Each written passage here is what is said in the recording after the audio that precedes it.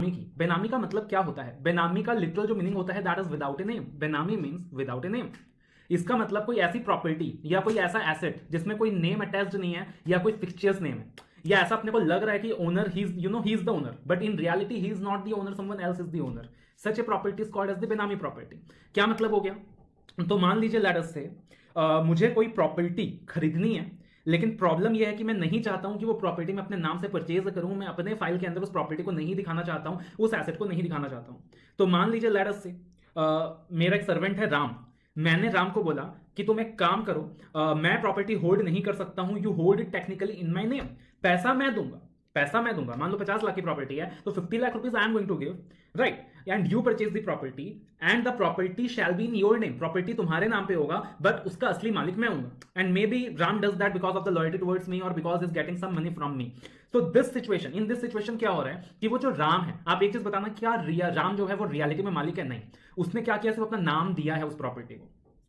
तो राम को कहा जाएगा बेनामीदार। क्या कहा जाएगा? Benamidar. And who is the real owner? I am the beneficial owner. Actual owner कौन है? मैं हूं, तो I am the beneficial owner. तो बेनामी ट्रांजैक्शन एक्ट में ना दो पार्टीज होती हैं, एक बेनामीदार होता है जो अपना नाम लैंड करता है, और दूसरा बेनिफिशियल होता है जो प्रॉपर्टी का असली में हकदार होता है। ठीक है, that is what we call as the benami property. And ये जो बेनामी ट्रांजैक्शन एक्ट है ये पूरे के पूरे इंडिया को एप्लीकेबल है। पहले जम्मू कश्मीर में एप्लीकेबल नहीं था, but Jammu Kashmir reorganisation act आने के बाद, आर्टिकल 370 स्क्रैप होने के बाद, अब ये जम्मू कश्मीर में भी एप्लीकेबल है विद इफेक्ट फ्रॉम 31 अक्टूबर 2019। ठीक है, तो इस एक्ट को बनाने का लॉजिक क्या है? इस एक्ट को बनाने का लॉजिक ये है कि भाई पूरे देश के अंदर ऐसे बहुत सारे ट्रांजैक्शन सेंटर होते हैं। बुक्स के अंदर दिखाई देगा प्रॉपर्टी किसी और की है, बट इन रियलिटी प्रॉपर्टी किसी और की है। तो लोगों के मन में कहीं ना कहीं एक डर बनाना बहुत जरूरी है कि भाई आप ये जो कर रहे हो ये गलत कर रहे हो, you are doing this wrong. And वो डर कब पैदा होगा? जब आप इसके लिए लॉ बनाओगे, एक स्ट्रिक्ट लॉ बनाओगे, पेनल्टी इन्फोर्स करोगे। And that is why the benami property transactions act came into being. ये कानून पहले भी था, लेकिन पहले इतना मजबूत नहीं था। अभी रिसेंटली 2016 के अंदर इस कानून को और पावर्स दे दिए गए, पेनल्टीज जो है वो ज्यादा स्ट्रिंजेंट कर दी गई, और बेनामी प्रॉपर्टी ट्रांजैक्शंस एक्ट फिर से लोगों की नजर में आया, फिर से पॉपुलर हो गया। ठीक है, now talking about the technical definition of benami transaction, this is the most important definition of the chapter. इस पूरे चैप्टर के अंदर अपना फोकस जो रहेगा वो बेनामी ट्रांजैक्शन के डेफिनेशन में होगा, और जो एडजुडिकेशन का पार्ट है उसमें रहेगा। That is where the question is going to come. तो अब अगर हम बात करें बेनामी ट्रांजैक्शन क्या होता है, सबसे पहले आप देखो सेक्शन 2 क्लॉज 9 में कहा हुआ है बेनामी ट्रांजैक्शन मींस का मतलब क्या हो गया? मींस का मतलब भैया ये एक एग्जॉस्टिव डेफिनेशन है, जो है यही है, इसके बाद कुछ नहीं है, मतलब आपको इस डेफिनेशन के बाहर नहीं जाना है। तो बोले बेनामी transaction means a transaction where property is transferred all to be held by one person and the consideration is paid by the another person। यानी प्रॉपर्टी किसके नाम पे था? राम के नाम पे, बट कंसिडरेशन किसने पे किया? मैंने पे करा। तो वो ट्रांजैक्शन क्या हो गया? बेनामी ट्रांजैक्शन हो गया। लेकिन क्या सिर्फ वही ट्रांजैक्शन बेनामी ट्रांजैक्शन है? नहीं, यहां पे बोला है and property held for immediate और future benefit of person who give the consideration. मैंने कंसिडरेशन दिया, राम प्रॉपर्टी हेल्ड कर रहा है मेरे इमीडिएट या फ्यूचर बेनिफिट के लिए। तो this is also a benami transaction. इसके कुछ एक्सेप्शंस भी है, देखेंगे अभी। उसके बाद बोला ट्रांजैक्शन इन फिक्चर्स नेम। ऐसा भी हो सकता है कि प्रॉपर्टी नाम के नाम पे रजिस्टर्ड है, राम का आधार कार्ड अवेलेबल है, राम के डॉक्यूमेंट्स अवेलेबल है, बट इन रियलिटी राम जैसा कोई व्यक्ति एग्जिस्ट ही नहीं करता है, और ट्रांजैक्शन पूरी की पूरी फिक्चर्स नेम में एंटर्ड है। तो वो प्रॉपर्टी भी क्या होती है? बेनामी प्रॉपर्टी होती है। वो ट्रांजैक्शन भी क्या होता है? बेनामी ट्रांजैक्शन होता है। Transaction where owner of property is unaware और denies ownership.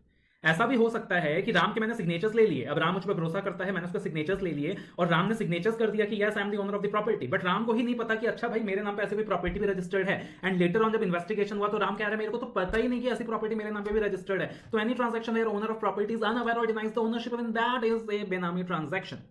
And finally transaction where the source of consideration is unknown. Property मैंने परचेज करा, लेकिन पैसा कहां से आया नहीं पता भाई, पैसा आ गया कहां से आया नहीं पता, इनकम टैक्स की फाइल में अवेलेबल नहीं है, मैं अपने अर्निंग के सोर्स को समझा नहीं पा रहा, that is also a benami transaction. और अगर ये सारे ट्रांजैक्शंस में एंटर करूंगा तो मेरे ऊपर पेनल्टी लगेगा। दो पार्टीज होते हैं बेनामी के चैप्टर में, एक होता है बेनामीदार, एक होता है बेनिफिशियल ओनर। ठीक है, जो बंदा प्रॉपर्टी होल्ड कर रहा है अपने नाम पे वो है बेनामीदार, जिसके बिहाफ में प्रॉपर्टी होल्ड की जा रही है वो है बेनिफिशियल ओनर। और बेनामी ट्रांजैक्शन के अंदर चार चीजें आती हैं, that is something we discussed. अब देखना सेकंड पॉइंट क्या था? Properties held for the immediate और future benefit of the person who give the consideration. इसके कुछ एक्सेप्शंस हैं। क्या बोला? अगर प्रॉपर्टी हेल्ड कर रहा है कर्ता या फिर मेंबर ऑफ एचयूएफ। तो हिंदू अनडिवाइडेड फैमिली में आपको पता है कि सब कुछ मिल बांट के होता है ना, जॉइंट फैमिली होती है, सब कुछ मिल बांट के होता है। प्रॉपर्टी कर्ता होल्ड कर रहा है बट बाकी मेंबर्स भी मालिक है, या बाकी मेंबर्स होल्ड कर रहे हैं बट अगेन हर किसी के पास ओनरशिप है। सो दैट इज द एक्सेप्शन, वो बेनामी ट्रांजैक्शन नहीं है। उसके अलावा बोला गया है कि अगर कोई पर्सन फिड्यूशियरी कैपेसिटी में गुड फेथ के हिसाब से प्रॉपर्टी होल्ड कर रहा है, like a trustee, like a partner, like a director, तो in that case that property is not a benami property, है ना। काफी बार क्या होता है कि एजुकेशन इंस्टीट्यूशंस वगैरह प्रॉपर्टी ओन करती हैं for the benefit of some children और something like that, so that transaction is not a benami transaction. An individual in the name of spouse and child. अब एक इंडिविजुअल अगर क्या करता है, अपने बीवी बच्चों के नाम पे प्रॉपर्टी परचेज करता है, कंसिडरेशन उसने पे करा है बट प्रॉपर्टी जो है वो उसके बीवी बच्चों के नाम पे रजिस्टर्ड है या vice versa. So in that very eventuality क्या वो ट्रांजैक्शन बेनामी ट्रांजैक्शन है? Logically not, because that is something that normally happens, right. जो भी अर्निंग मेंबर होगा, whether it is the male member और द फीमेल मेंबर, हो सकता है कंसिडरेशन उसने पे करा है और प्रॉपर्टी दूसरे स्पाउस के नाम पे रजिस्टर्ड है. That is something very normal. So that transaction is not a benami transaction. Fine. Joint owners, brother और सिस्टर्स, लीनियर असेंडेंट्स और डिसेंडेंट्स. अगर मैंने जॉइंटली प्रॉपर्टी परचेज करी है अपने भाई के साथ मिलकर या अपने सिस्टर के साथ मिलकर, लीनियर असेंडेंट या डिसेंडेंट के साथ मिलकर, और सोर्स ऑफ कंसिडरेशन नोन है, तो वो बेनामी ट्रांजैक्शन नहीं है. बट इन सब चीजों में ध्यान रखना, ऐसा हो सकता है कि मैंने भाई बहन के साथ मिलकर जॉइंटली प्रॉपर्टी परचेज करी बट सोर्स ऑफ कंसिडरेशन या नोन है, तब क्या हो जाएगा? वो ट्रांजैक्शन फिर से बेनामी ट्रांजैक्शन हो जाएगा. So that is something you have to remember. उसके बाद अगेन इसका एक छोटा सा एक्सेप्शन है under the transfer of property act 1882. That is something आप गो थ्रू कर लोगे कि ट्रांसफर ऑफ प्रॉपर्टी एक्ट में आपने देखा है कि क्या होता है कि जब प्रॉपर्टी ट्रांसफर होती है कभी कभी कंसिडरेशन पहले ट्रांसफर हो जाता है, पोजेशन पहले ट्रांसफर हो जाता है, स्टैंप ड्यूटी पे की जा चुकी होती है, कॉन्ट्रैक्ट रजिस्टर हो जाता है, बट ओनरशिप ट्रांसफर नहीं होता. ओनरशिप ट्रांसफर होने में टाइम लगता है. तो इवेंचुअली आप देखोगे फॉर द टाइम बिंग क्या होगा कि ओनर कोई और है और ओनर वहां पे कोई और है. तो अगर आप टेक्निकली बेनामी ट्रांजैक्शन एक्ट लगाओगे तो ओनर कोई और है, यानी वो तो बेनामी ट्रांजैक्शन हो गया. लेकिन बोला कि नहीं, that is happening because of the operations given under the TPA Act, Transfer of Property Act. So again उस ट्रांजैक्शन को बेनामी ट्रांजैक्शन नहीं माना जाएगा. I hope it is clear. कुछ एग्जांपल्स दिए हैं यहाँ बेनामी ट्रांजैक्शंस के, स्टडी मैट के एग्जांपल्स हैं सारे. 10 इलस्ट्रेशंस दिए हैं, 10 के 10 बेहतरीन इलस्ट्रेशंस हैं. I have provided you the reasons along for in every example कि why the transaction is a benami transaction और why the transaction is not a benami transaction. Please go through all this 10 illustrations. Illustrations है, कोई भी एक illustration के अंदर वो मसाला ऐड करके केस स्टडी बना देगा और आपको आइडेंटिफाई करना पड़ेगा कि ये ट्रांजैक्शन बेनामी ट्रांजैक्शन है या नहीं है. उसके बाद एक सुप्रीम कोर्ट का जजमेंट का भी मैंने रेफरेंस दिया है आपको, राइट. जो इंस्टीट्यूट ने सिग्निफिकेंट केस लॉस की लिस्ट जारी करी है उसका जजमेंट है, सुप्रीम कोर्ट का जजमेंट है, that the burden to prove a transaction is benami और not lies on the person who claims it to be benami. For example Shyam ने बोला कि अरे वो जो प्रॉपर्टी राम के पास है वो राम की नहीं है, एक्चुअली वो तो बेनामी प्रॉपर्टी है. तो श्याम को प्रूव करना पड़ेगा कि जो प्रॉपर्टी राम के पास है वो एक बेनामी प्रॉपर्टी है. राम को अपना इनोसेंस प्रूव नहीं करना, जिसने एक्यूज किया है उसको प्रूव करना है. ठीक है ना. If consideration is paid by different person other than in whose favor the property is transferred, the purchase is assumed to be for the benefit of the person who paid the consideration. Ram ने property अपने नाम पर held किया, consideration मैंने पे किया, तो क्या माना जाएगा कि कंसिडरेशन जो मैंने पे करा है वो अपनी बेनिफिट के लिए पे करा है. Intention of person who paid consideration is also very important. उस केस के अंदर यह बताया गया कि जिस बंदे ने कंसिडरेशन पे किया है उसका इंटेंशन भी बहुत इंपॉर्टेंट है. मान लो मैं एक बहुत ही दयावान इंसान हूं, मैं बहुत ही महान इंसान हूं और मैंने जो कंसिडरेशन पे किया है वो इसलिए किया है कि ठीक है भाई राम के पास एक प्रॉपर्टी नहीं थी, एक प्रॉपर्टी अपने नाम की आ जाए, तो वहां पे क्या वो प्रॉपर्टी बेनामी प्रॉपर्टी होगा? नहीं होगा. तो intention of person who paid the consideration is also to be seen. And वो इंटेंशन कैसे डिसाइड होगा? करंट सर्कमस्टेंसेस के हिसाब से डिसाइड होगा, रिलेशनशिप ऑफ पार्टीज के हिसाब से डिसाइड होगा, मोटिव बिहाइंड द ट्रांजैक्शन के हिसाब से डिसाइड होगा, सब्सिक्वेंट कंडक्ट के हिसाब से डिसाइड होगा. तो बेहतरीन केस लॉ है Bhim Singh and ANR versus Kan Singh, supreme court का जजमेंट है, सिग्निफिकेंट केस लॉस की फाइल में अवेलेबल है, आपके एग्जाम्स के लिए इंपॉर्टेंट है. ठीक है, तो ये सारा क्या हो गया? बेनामी ट्रांजैक्शंस के बारे में हो गया. Section 2 clause 9, remember the definition, see the illustration, see the case laws, everything is very very important. उसके बाद डेफिनेशन बेनामीदार का दिया है. बेनामीदार मतलब वो पर्सन जो प्रॉपर्टी को हेल्ड कर रहा है या फिर he may be a fictitious person as well. Beneficial owner मतलब जो एक्चुअल में प्रॉपर्टी का हकदार है, राइट. और भी डेफिनेशंस दिए हैं जैसे कि fair market value, beneficial owner, person, property, transfer. आप देख सकते हो ये सारे डेफिनेशन ज्यादा काम के नहीं. सेक्शन 2 क्लॉज 9 में डेफिनेशन है, सेक्शन 3 में पेनल्टी है. बोला अगर बेनामी ट्रांजैक्शन एंटर किया तो, बोला देखो भैया अगर बेनामी ट्रांजैक्शन एंटर कर गया ना, मतलब वो जो 4 सिचुएशंस था सेक्शन 2 क्लॉज 9 के अंदर वो एंटर कर गया ना, तो देखो भैया रिगरस इंप्रिजनमेंट होगा up to 7 years of jail. 7 साल तक जेल होगा. रिगरस इंप्रिजनमेंट है मतलब 7 साल तक चक्की पिसना होगा, चक्की पिसिंग्स काम करना होगा, मेहनत मजदूरी करनी होगी. एंड साथ ही साथ फाइन भी लगेगा. ऐसा नहीं कि सिर्फ जेल भेज दिया और फ्री में खाना पानी खिला रही है गवर्नमेंट. फाइन भी लेगी. कितनी? Up to 25% of fair value of such property. वो जो प्रॉपर्टी है जो बेनामी प्रॉपर्टी है जिसके साथ आपने ट्रांजैक्शन किया था, उस प्रॉपर्टी का मान लो वैल्यू 1 करोड़ है तो 25 लाख तक का पेनल्टी भी लग सकता है और साथ ही साथ 7 साल तक का जेल भी. दोनों की दोनों चीजें होंगी बिकॉज वर्ड यहां पे क्या यूज किया हुआ है? एंड यूज किया है. I believe it is very very clear. अब देखना उसके बाद आता है सेक्शन 3 अपन ने डिस्कस किया, prohibition of benami transaction. Now come section 4, 5 and 6. तीनों सेक्शन फ्लो में चलता है. ठीक है. Section 4 is prohibition of right to recover property held benami. जिस प्रॉपर्टी पे बेनामी डिक्लेयर कर दिया गया है ना, उस प्रॉपर्टी को मैं रिकवर नहीं कर सकता. सानी तरफ ये नहीं कह सकता कि अरे जी मेरी प्रॉपर्टी है जी, मेरे मेहनत की प्रॉपर्टी है जी, you know I am the owner, I don't have any right in that property. No defence shall be allowed in respect of such a property held benami. उसके बाद सेक्शन 5 कहता है कि वो जो प्रॉपर्टी है ना जिसको बेनामी हेड किया गया है वो कॉन्फिस्केट कर लिया जाएगा, उसको जब्त कर लिया जाएगा बाय द सेंट्रल गवर्नमेंट. ठीक है. तो सेंट्रल गवर्नमेंट क्या करेगा? उस प्रॉपर्टी को जब्त कर लेगा. एडजुडिकेटिंग अथॉरिटी ऑर्डर पास करेगा, फिर एडमिनिस्ट्रेटर उस प्रॉपर्टी को अपने पोजीशन में ले लेगा, उस प्रॉपर्टी को सेंट्रल गवर्नमेंट अपने जब्त में ले लेगा और उस प्रॉपर्टी के ऊपर मेरा कोई राइट नहीं होगा और जो बेनिफिशियल ओनर है उसको कोई कंसिडरेशन नहीं मिलेगा बदले में. सेक्शन 27 में दिया हुआ है. सेक्शन 6 में बोला हुआ है prohibition on retransfer of property by benamidar. अब मान लो मेरे को समझ आ गया, अरे जी पकड़े जाने वाले हैं, जी पकड़े जाने वाले हैं, पता चलने वाला है कि वो जो बेनामी ट्रांजैक्शन है ना उसके बारे में पता चलने वाला है। तो मैंने राम को बोले काम कर, मुझे वो प्रॉपर्टी दोबारा से ट्रांसफर कर दे, और राम ने भी क्या किया, मुझे उस प्रॉपर्टी को दोबारा से ट्रांसफर कर दिया। तो बोला कि ऐसे ट्री ट्रांसफर को नल एंड वॉइड माना जाएगा। क्या माना जाएगा? नल एंड वॉइड माना जाएगा। ठीक है, इसका एक एक्सेप्शन होता है कि जैसे इनकम टैक्स के अंदर होता है ना कि आपका अनडिस्क्लोज इनकम डिस्क्लोज कर दीजिए, आपको कुछ नहीं करेंगे, छोड़ देंगे। उसी तरीके से बेनामी ट्रांजैक्शन एक्ट के अंदर भी स्कीम आता है कि ठीक है आपका बेनामी प्रॉपर्टी के बारे में आप डिस्क्लोज कर दीजिए, तो हम आपको कुछ नहीं करेंगे, छोड़ देंगे। तो अगर वैसा कुछ था तो ठीक है, रीट्रांसफर चल जाएगा, काम चल जाएगा, but otherwise such a retransfer will be null and void. तो सेक्शन 2 क्लॉज 9 के अंदर डेफिनेशन देखा बेनामी ट्रांजैक्शन का, 4, 5 एंड 6 के अंदर उसका कंटिन्यूएशन है। 3 के अंदर पेनल्टी है, penalty for entering the benami transaction, and 4, 5 and 6 is again the continuation to that. अब देखना इस चैप्टर का जो सबसे इंपॉर्टेंट हिस्सा में एक हिस्सा है अटैचमेंट, एडजुडिकेशन एंड कॉन्फिस्केशन, कि वो जो बेनामी ट्रांजैक्शन है जो आपने एंटर करा है, जो बेनामी प्रॉपर्टी आपने एक्वायर करी है, तो अगेन उसको क्या करेगी गवर्नमेंट? कॉन्फिस्केट करेगी। उसके लिए स्टार्टिंग में नोटिस दिया जाएगा, उसके बाद नोटिस देने के बाद अगर आप साबित नहीं कर पाओगे कि वो प्रॉपर्टी बेनामी प्रॉपर्टी नहीं है तो उस प्रॉपर्टी को कॉन्फिस्केट कर लिया जाएगा, बेच दिया जाएगा। तो वो पूरा प्रोसेस दिया हुआ है, आगे एपीलेट का भी प्रोसेस है। तो this is a very very important part, section 24 to 27। ये आपके रेफरेंस के लिए मैंने आपको एक टेबल दिया है, ठीक है? Just given the table for your reference, as such study mat में आपको नहीं मिलेगा कि कौन कौन सी ऑथोरिटीज है जिसके बारे में आप चैप्टर में डिस्कस करोगे, नॉर्मली इन ऑथोरिटीज के पास क्या क्या पावर्स होंगे एंड क्या क्या फंक्शंस होंगे। तो ये दिया हुआ, आप एक बार इसको रेफर कर लेना। जैसे सेक्शन 24 में बार बार इनिशिएटिंग ऑफिसर का रेफरेंस आता है, तो आपको पता होना चाहिए who is the initiating officer. Normally he is the kind of person of assistant commissioner, deputy commissioner. उसके ऊपर होता है अप्रूविंग ऑथोरिटी जो कि एक एडिशनल कमिश्नर या जॉइंट कमिश्नर के कैटेगरी में आता है। फिर एडमिनिस्ट्रेटर एक इनकम टैक्स कमिश्नर की कैटेगरी में आता है। तो इस तरीके से मैंने ये हायरार्की दी है जस्ट फॉर योर रेफरेंस, ठीक है, एंड मोर क्लैरिटी।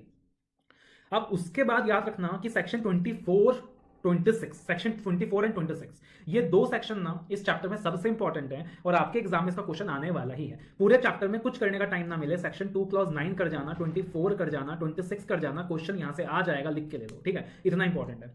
तो section 24, notice and attachment of property involve इन बेनामी ट्रांजैक्शन। सबसे पहले किसका इन्वॉल्वमेंट आता है? इनिशिएटिंग ऑफिसर का इन्वॉल्वमेंट आता है। इनिशिएटिंग ऑफिसर को पता चला कि राम के पास एक बेनामी प्रॉपर्टी है, राम एक बेनामीदार है, तो इनिशिएटिंग ऑफिसर क्या करेगा? नोटिस देगा बेनामीदार को और राम से पूछेगा कि बताओ तुम्हारी प्रॉपर्टी को बेनामी प्रॉपर्टी क्यों ना मानी जाए। That is the step 1।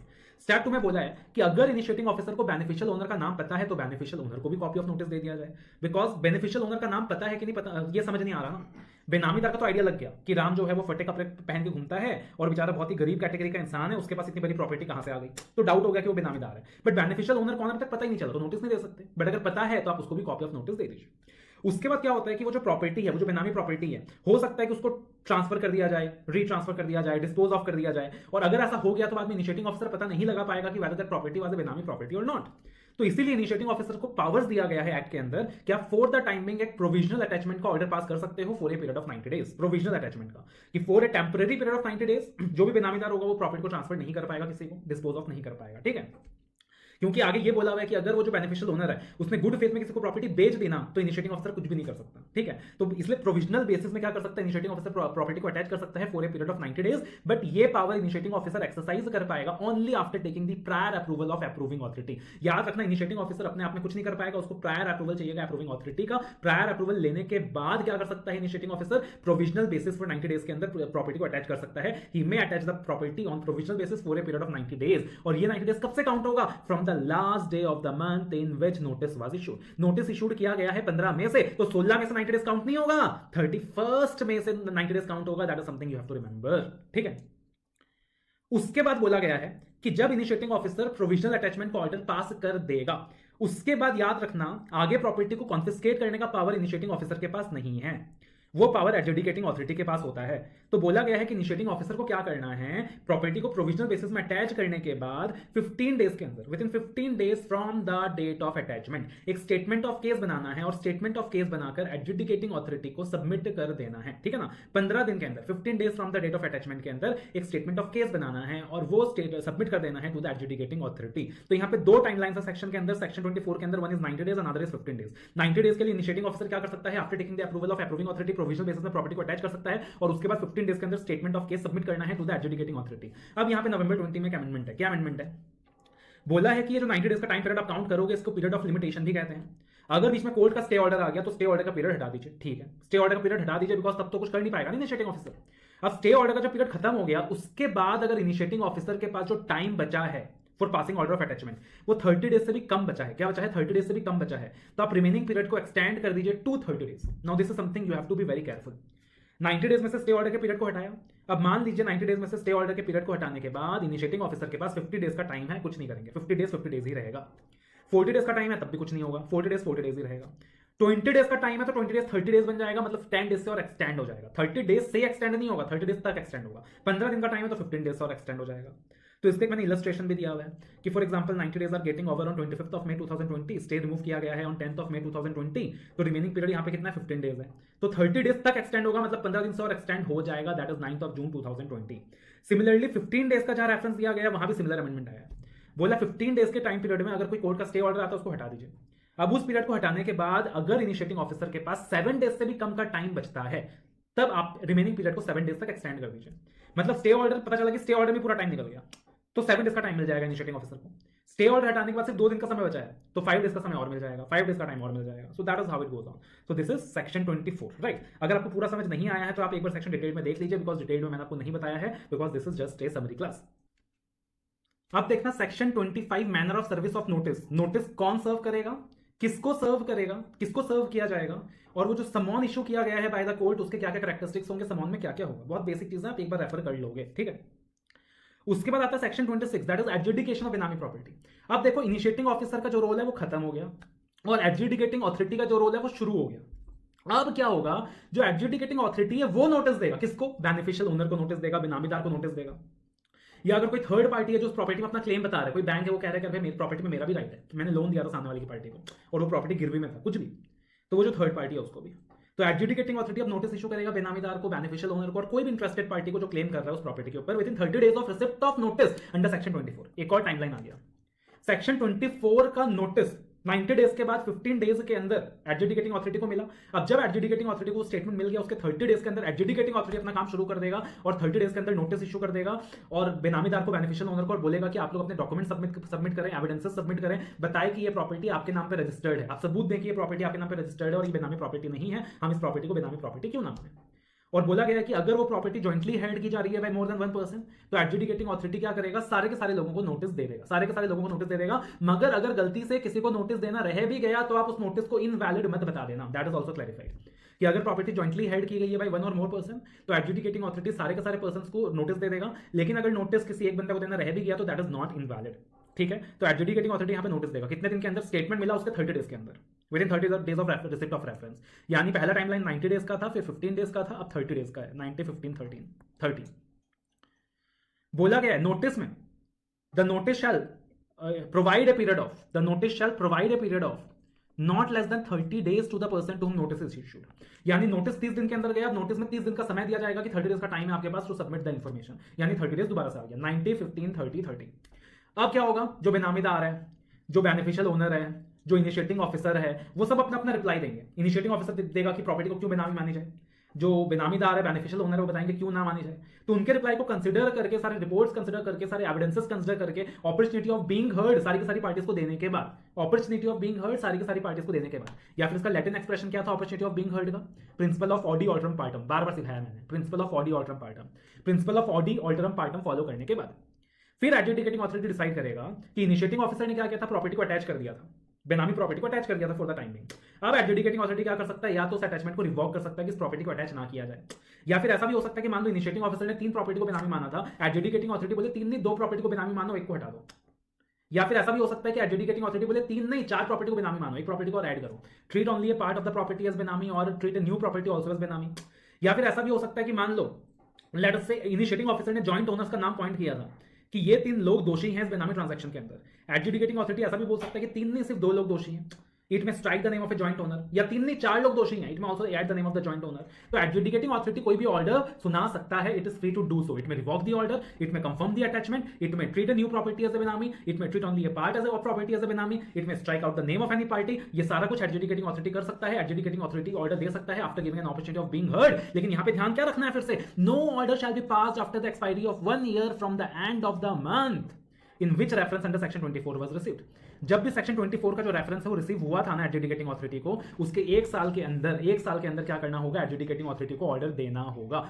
No order shall be passed after expiry of 1 year from the end of the month. लेकिन फिर से ये 1 ईयर कब से काउंट होगा, from the end of the month. 15th of May को अगर रेफरेंस मिला तो 31st ऑफ मई से एक साल काउंट होगा। और यहां भी वो सिमिलर अमेंडमेंट वापस से डाल दिया कि एक साल के पीरियड के अंदर अगर कोई कोर्ट का स्टे ऑर्डर आया उसको हटा दो। ठीक है जी। अब स्टे ऑर्डर का पीरियड हटाने के बाद अब लॉजिकली सोचो और बताओ, जब 90 डेज का टाइम था तो क्या बोला था कि 90 डेज में स्टे ऑर्डर का टाइम हटाओ और उसके बाद 30 डेज से भी कम समय बचता है तो 30 डेज को क्या कर दो, अगर 30 डेज से कम समय बचता है तो उसको 30 डेज कर दो, 15 डेज बचता तो 30 डेज कर दो। जब 15 डेज का टाइमलाइन आया तो फिर से सिमिलर अमेंडमेंट आया, स्टे ऑर्डर का समय हटाओ और 7 डेज से कम बचता है तो 7 डेज कर दो। अब यहाँ एक साल है तो टाइम ज्यादा होगा कि कम होगा, सोचो टाइम ज्यादा होगा। तो यहाँ 30 डेज नहीं है, 60 डेज की बात की गई है। बोला इस एक साल में से भी कोर्ट का स्टे ऑर्डर का टाइम हटा दो और हटाने के बाद अगर वो जो टाइम है एडजुडिकेटिंग अथॉरिटी के पास वो 60 डेज से भी कम बचता है तो it shall be deemed to 60 days. यानी इस अमेंडमेंट का इंप्लीकेशन 3 जगह आया है। कौन से 3 जगहों पे आया है? सेक्शन 24 पहले वो 90 डेज वाले पॉइंट पे आया, उसके बाद 15 डेज वाले पॉइंट पे आया और फिर सेक्शन 26 के अंदर 1 ईयर वाले पॉइंट पे आया। तो ये सिमिलर अमेंडमेंट 3 जगह आया है, 90 डेज वाले पॉइंट में, 15 डेज वाले पॉइंट में और 1 ईयर वाले पॉइंट में। सेक्शन 24 में कौन इन्वॉल्व था? इनिशिएटिंग ऑफिसर इन्वॉल्व था, अप्रूविंग अथॉरिटी इन्वॉल्व था। और सेक्शन 26 में कौन इन्वॉल्व है? एडजुडिकेटिंग अथॉरिटी इन्वॉल्व है। ठीक है। अब एडजुडिकेटिंग अथॉरिटी क्या कर सकता है? रिवॉक भी कर सकता है अटैचमेंट को या फिर प्रॉपर्टी को कॉन्फिस्केट भी कर सकता है। हम मानेंगे कि एडजुडिकेटिंग अथॉरिटी ने प्रॉपर्टी को कॉन्फिस्केट करने का ऑर्डर दे दिया है, बोला है प्रॉपर्टी को जब्त करो और सरकारी खजाने में डालो। बट अगेन ये काम एडजुडिकेटिंग अथॉरिटी कब कर सकता है? Only after giving a opportunity of being heard to the benamidar, that is following the principle of audi alteram partem. ठीक है। कॉन्फिस्केट करने के अलग रूल्स बनाए गए हैं जो अपने को फॉलो करना होता है, कॉन्फिस्केशन के रूल्स। अब देखना यहाँ पे एक दो चीजें और ध्यान रखनी है। कॉन्फिस्केशन से पहले ही अगर वो जो बेनामी प्रॉपर्टी है, कॉन्फिस्केशन के पहले ही अगर वो बेनामी प्रॉपर्टी है, अगर बेनामीदार ने किसी और को बेच दिया गुड फेथ के अंदर और सामने वाले पर्सन को नहीं पता था कि वो एक बेनामी प्रॉपर्टी परचेज कर रहा है, तो कॉन्फिस्केशन के रूल्स एप्लीकेबल नहीं होंगे। Be very very careful. उसके बाद कॉन्फिस्केशन के अगेंस्ट में सेंट्रल गवर्नमेंट से कोई पैसा नहीं मिलेगा and any transfer to third person to defeat confiscation shall be null and void. Rule 6 for confiscation दिया गया है, आप एक बार रीड कर लेंगे। रूल 6 फॉर कॉन्फिस्केशन कि मूवेबल प्रॉपर्टी को कॉन्फिस्केट किया गया है तब क्या होगा और इमूवेबल प्रॉपर्टी को कॉन्फिस्केट किया जाए तो तब क्या होगा। ठीक है। तो वो चीज आप देख लेंगे। सेक्शन 28 में बोला है कि अब देखो सेक्शन 27 में एडजुडिकेटिंग अथॉरिटी ने ऑर्डर पास कर दिया कॉन्फिस्केशन ऑफ प्रॉपर्टी का, लेकिन उस प्रॉपर्टी को कोई मैनेज तो करेगा, तो उसके लिए अपॉइंट किया गया कि एडमिनिस्ट्रेटर को, जो कि एक इनकम टैक्स ऑफिसर के लेवल का व्यक्ति होता है। राइट। एडमिनिस्ट्रेटर का क्या काम होगा? सेक्शन 28 में बोला गया है to receive and manage the property confiscated and administrator may take the measures to take the property in his position. अब एडमिनिस्ट्रेटर को क्या करना है? अभी तक तो सिर्फ ऑर्डर पास किया गया कि प्रॉपर्टी को कॉन्फिस्केट कर लो, एडमिनिस्ट्रेटर को अपॉइंट कर लिया गया। अब एडमिनिस्ट्रेटर को क्या करना है? उस प्रॉपर्टी को अपने पोजीशन में लेना है। तो एडमिनिस्ट्रेटर अब क्या करेगा? सेक्शन 29 में बोला है कि एडमिनिस्ट्रेटर अब राइटिंग में नोटिस देगा। अब एडमिनिस्ट्रेटर राइटिंग में नोटिस देगा 7 डेज के अंदर, within 7 days of the date of service of notice, कि आप अपनी प्रॉपर्टी को सरेंडर कर दीजिए, डिलीवर कर दीजिए। ठीक है। तो 7 दिन का समय देगा एडमिनिस्ट्रेटर, अरे भैया प्रॉपर्टी के पेपर्स मेरे नाम कर दो, या मूवेबल प्रॉपर्टी है तो प्रॉपर्टी मेरे नाम कर दो। और अगर बेनामीदार ने उसकी रिक्वेस्ट को कंप्लाई नहीं किया तब एडमिनिस्ट्रेटर जबरदस्ती करेगा, पहले प्यार से बोलेगा, नोटिस देगा राइटिंग में, नहीं माना तो जबरदस्ती करेगा and administrator may give order for immediate position of property. Clear है? सो मेनली यही सारी चीजें आपको याद रखनी है पोजीशन ऑफ प्रॉपर्टी तक। सेक्शन 2 क्लॉज 9 बेनामी ट्रांजैक्शन का डेफिनेशन था, सेक्शन 3 के अंदर पेनल्टी थी, 4, 5, 6 सीक्वेंस में चल रहा था, और फिर सेक्शन 24 से 29 पूरा एक फ्लो में चल रहा है अपना। सेक्शन 24 से 29 पूरा एक सीक्वेंस में चल रहा है, starting from the journey of initiating officer to the summon part to the adjudicating authority part. Section 24 के अंदर कॉन्फिस्केशन, सेक्शन 28 के अंदर मैनेजमेंट ऑफ प्रॉपर्टी, सेक्शन 29 के अंदर पोजीशन ऑफ प्रॉपर्टी। उसके बाद ऐसा भी हो सकता है कि इनिशिएटिंग ऑफिसर एडजुडिकेटिंग अथॉरिटी ने ऑर्डर दे दिया टू कॉन्फिस्केट द प्रॉपर्टी और टू रिवॉक द अटैचमेंट। तो अब क्या होगा? मान लीजिए एडजुडिकेटिंग अथॉरिटी ने बोला कि अरे ये जो इनिशिएटिंग ऑफिसर है पागल है, इसने जबरदस्ती प्रॉपर्टी को अटैच कर लिया, फ्री करो प्रॉपर्टी को। इनिशिएटिंग ऑफिसर एग्रीड हो जाए, या इनिशिएटिंग ऑफिसर एडजुडिकेटिंग अथॉरिटी ने बोला प्रॉपर्टी को कॉन्फिस्केट कर लो और जो बेनामीदार है वो कह रहा है कि बहुत गलत हुआ है मेरे साथ, मेरे को आगे अपील करना है। तो सेक्शन 46 आगे कहता है कि वो जो इनिशिएटिंग ऑफिसर है या वो जो बेनामीदार है वो लोग आगे अपील कर सकते हैं against the order of adjudicating authority, और ये अपील किसको किया जाएगा? अपीलेट ट्रिब्यूनल को किया जाएगा within 45 days from the date of order. ठीक है। 45 दिन के अंदर अपील किया जा सकता है और 45 दिन से वो टाइम को डिले भी किया जा सकता है, एक्सटेंड भी किया जा सकता है if there is a sufficient cause. ये लॉ में हर जगह होता है, इतने टाइम के अंदर आप अपील करोगे और इतने टाइम से वो अपील का टाइम लिमिट एक्सटेंड भी हो सकता है, ये लॉ के अंदर हर जगह है। ठीक है। उसके बाद बोला गया एक अपील एक और जगह पॉसिबल है, appeal against the order of 54A, appeal against an order pass bye the authority under section 54A। अब 54A क्या है? What is 54A? तो अगर आप देखेंगे section 54A is penalty for failure to comply with the notices or furnished information summon issue किया गया था, सेक्शन 24 में देखा था, सेक्शन 25 में देखा गया था। इन्फॉर्मेशन मंगाया गया था, इन्फॉर्मेशन मंगाया जाता है अंडर सेक्शन 21। तो अगर एक व्यक्ति ने समन को कंप्लाई नहीं किया या फिर इन्फॉर्मेशन जो मंगाया गया था इन्फॉर्मेशन का जवाब नहीं दिया, तो उसके ऊपर पेनल्टी लगाई जा सकती है 25,000 रुपए तक का। और सेक्शन 54A में जो ऑर्डर पास किया गया है, मतलब समन इशू किया गया, बंदे ने समन का जवाब नहीं दिया, उस अथॉरिटी ने पेनल्टी लगा दी, जो भी अथॉरिटी इन्वॉल्व है वहां पे। लेकिन जिस बंदे को समन इशू किया गया था, जिसके ऊपर पेनल्टी लगाई गई, उसको लगा कि मेरे साथ गलत हुआ है, मेरे को तो ठीक से समन इशू किया ही नहीं गया था, मेरे को तो इन्फॉर्मेशन ठीक से मांगा ही नहीं गया था, मेरे ऊपर पेनल्टी गलत इंपोज किया गया है, तो वो भी आगे क्या कर सकता है, अपील कर सकता है to the appellate tribunal again within 45 days and after giving the prescribed fees. तो this is section 46, that is the appellate part. Section 47 के अंदर रेक्टिफिकेशन ऑफ मिस्टेक्स की जो एपीलेट ट्रिब्यूनल है या जो एडजुडिकेटिंग अथॉरिटी है, वो लोग अपनी गलतियां रेक्टिफाई कर सकते हैं, that is apparent on record within a period of 1 year from the end of the month in which order was passed. और सेक्शन 49 के अंदर बोला हुआ आगे appeal to the high court, कि एपीलेट ट्रिब्यूनल के अगेंस्ट आप किसको अपील कर सकते हो, हाई कोर्ट को, बट सिर्फ क्वेश्चन ऑफ लॉ के बेसिस में होना चाहिए और 60 डेज के अंदर अपील पॉसिबल है। यानी एडजुडिकेटिंग अथॉरिटी ने ऑर्डर पास किया, एडजुडिकेटिंग अथॉरिटी के खिलाफ अपील किया जा सकता है टू द एपीलेट ट्रिब्यूनल 45 दिन के अंदर, और एक्सटेंड किया जा सकता है बाय 45 डेज। और एपीलेट ट्रिब्यूनल ने ऑर्डर पास कर दिया, एपीलेट ट्रिब्यूनल के अगेंस्ट आप अपील कर सकते हो to the high court only on a question of law within a period of 60 days and again that can be extended by 60 days. ठीक है, तो ये सारा कुछ दिया हुआ है। और हाई कोर्ट जो प्रोसेस फॉलो करेगा वो सेम करेगा जैसा कि कोड ऑफ सिविल प्रोसीजर 1908 में दिया गया है। स्पेशल कोर्ट के भी प्रोविजन दिए गए हैं चैप्टर में, अगेन ये वाला पार्ट आप रेफर कर लेंगे, एक बार रीड कर लेंगे, स्पेशल कोर्ट का भी पार्ट दिया गया है। आई विल एडवाइस कि आप डिटेल्ड नोट से रीड करना, इसे समरी नोट से रीड मत करना डायरेक्टली। और पेनल्टीज का पार्ट दिया गया है, सेक्शन 53 पेनल्टी फॉर बेनामी ट्रांजैक्शन, कि अगर कोई भी व्यक्ति बेनामी ट्रांजैक्शन एंटर करता है to defeat the provision of any law और to avoid payment of statutory dues और to avoid payment to creditors, तो in this situation the beneficial owner, the benamidar and वो जो भी व्यक्ति मदद कर रहा है उस ट्रांजैक्शन के अंदर, वो सारे गिल्टी पाए जाएंगे, उनके ऊपर पेनल्टी लगा दिया जाएगा। और पेनल्टी कितना होगा, rigorous imprisonment, minimum 1 year imprisonment, maximum 7 year imprisonment and fine that में extend to 25% of fair market value. इस चैप्टर के अंदर प्रोसिक्यूशन तभी इंस्टीट्यूट किया जा सकता है, प्रोसिक्यूशन का ऑर्डर तभी पास किया जा सकता है अगर कॉम्पिटेंट ऑथोरिटी का अप्रूवल ले लिया जाए। क्या किया जाए, कॉम्पिटेंट ऑथोरिटी का अप्रूवल ले लिया जाए, जो भी कॉम्पिटेंट ऑथोरिटी होगा। कॉम्पिटेंट ऑथोरिटी कौन होगा, commissioner, director, principal commissioner of income tax, ये सारे लोग होंगे। पहले बोला गया था कि प्रोसिक्यूशन तभी पॉसिबल है इस चैप्टर के अंदर जब सीबीडीटी के अप्रूवल लोगे, बोल्ड वर्ड यूज किया गया था, लेकिन सीबीडीटी का अप्रूवल कहां लेने जाएंगे बाद में, तो फिर उसको हटाकर कॉम्पिटेंट ऑथोरिटी कर दिया कि prosecution shall be initiated only after the previous approval of the competent authorities involved. फिर सेक्शन 54 के अंदर पेनल्टी दी गई है, penalty for providing false information. अगर आपने गलत इन्फॉर्मेशन दिया तो क्या पेनल्टी लगेगा भैया, तो again that is minimum 6 months jail, maximum 5 years jail, 10% of FMV तक का पेनल्टी हो सकता है अगर आपने गलत इन्फॉर्मेशन दिया। सेक्शन 54A इज समॉन इशू नहीं किया, समॉन का रिप्लाई नहीं दिया, इन्फॉर्मेशन नहीं दिया, तो 25,000 तक का पेनल्टी। एंड सेक्शन 54 क्या है, दैट इज आपने फॉल्स इन्फॉर्मेशन दिया, तो फॉल्स इन्फॉर्मेशन देना अगेन अपने आप में ज्यादा बड़ा क्राइम है, तो वहां पे minimum 6 months jail, maximum 5 years jail and fine that में एक्सटेंड। जो बायर्स ऑफ प्रोजेक्ट्स हैं जनरली क्या किया गया, उनको स्टार्टिंग से एक्सप्लॉइट किया गया, बोल दिया गया कि हम आपको 2000 स्क्वायर फीट का एरिया दे रहे हैं, बट इन रियलिटी सिर्फ 1500 स्क्वायर फीट का एरिया दे दिया गया। बोल दिया गया कि हम आपको 2 साल में पोजीशन दे देंगे प्रोजेक्ट का, बट पोजीशन 5 साल के बाद दिया गया। तो इस तरीके से जो बायर्स हैं उनको जगह जगह काफी ज्यादा एक्सप्लॉइट किया गया, उनसे मोटा एडवांस ले लिया और एडवांस लेने के बाद पोजीशन में उनको डिले कर दिया। अगर बायर ने पैसा देने में डिले किया तो उनसे मोटा इंटरेस्ट चार्ज कर लिया, बट अगर जो प्रमोटर है अगर वो प्रोजेक्ट डिलीवर करने में डिले कर रहा है तो वो बायर को उतना इंटरेस्ट नहीं दे रहे। इस तरीके से वो लोग एग्रीमेंट एंटर करते थे, राइट। आप आज के जमाने पे एक फोन भी परचेज करते हो तो आपको 1-2 साल का वारंटी मिल जाता है, और एक बायर अपना पूरा पैसा एक तरीके से एक प्रॉपर्टी में परचेज कर रहा है और उसको कोई भी तरीके का वारंटी नहीं मिल रहा था। तो इस तरीके से काफी सारा एक्सप्लॉयटेशन था जो बायर्स का हो रहा था from the hands of promoters, and उसी एक्सप्लॉयटेशन को रोकने के लिए क्या किया गया है, रेरा एक्ट को लाया गया है।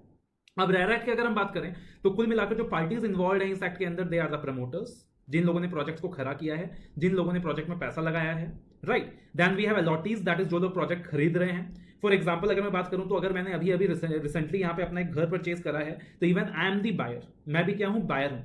मेरा जो घर है, मेरा जो प्रोजेक्ट है जो मैंने यहाँ परचेज करा है अभी गुवाहाटी में, वो जो प्रोजेक्ट है that is registered under the RERA act. उनके जो प्रमोटर्स हैं they are also covered under the RERA act. और तीसरा होता है real estate agent, that is जिनके थ्रू हमने प्रॉपर्टी परचेज करी है and they have charged a commission for that. तो this are the parties involved normally.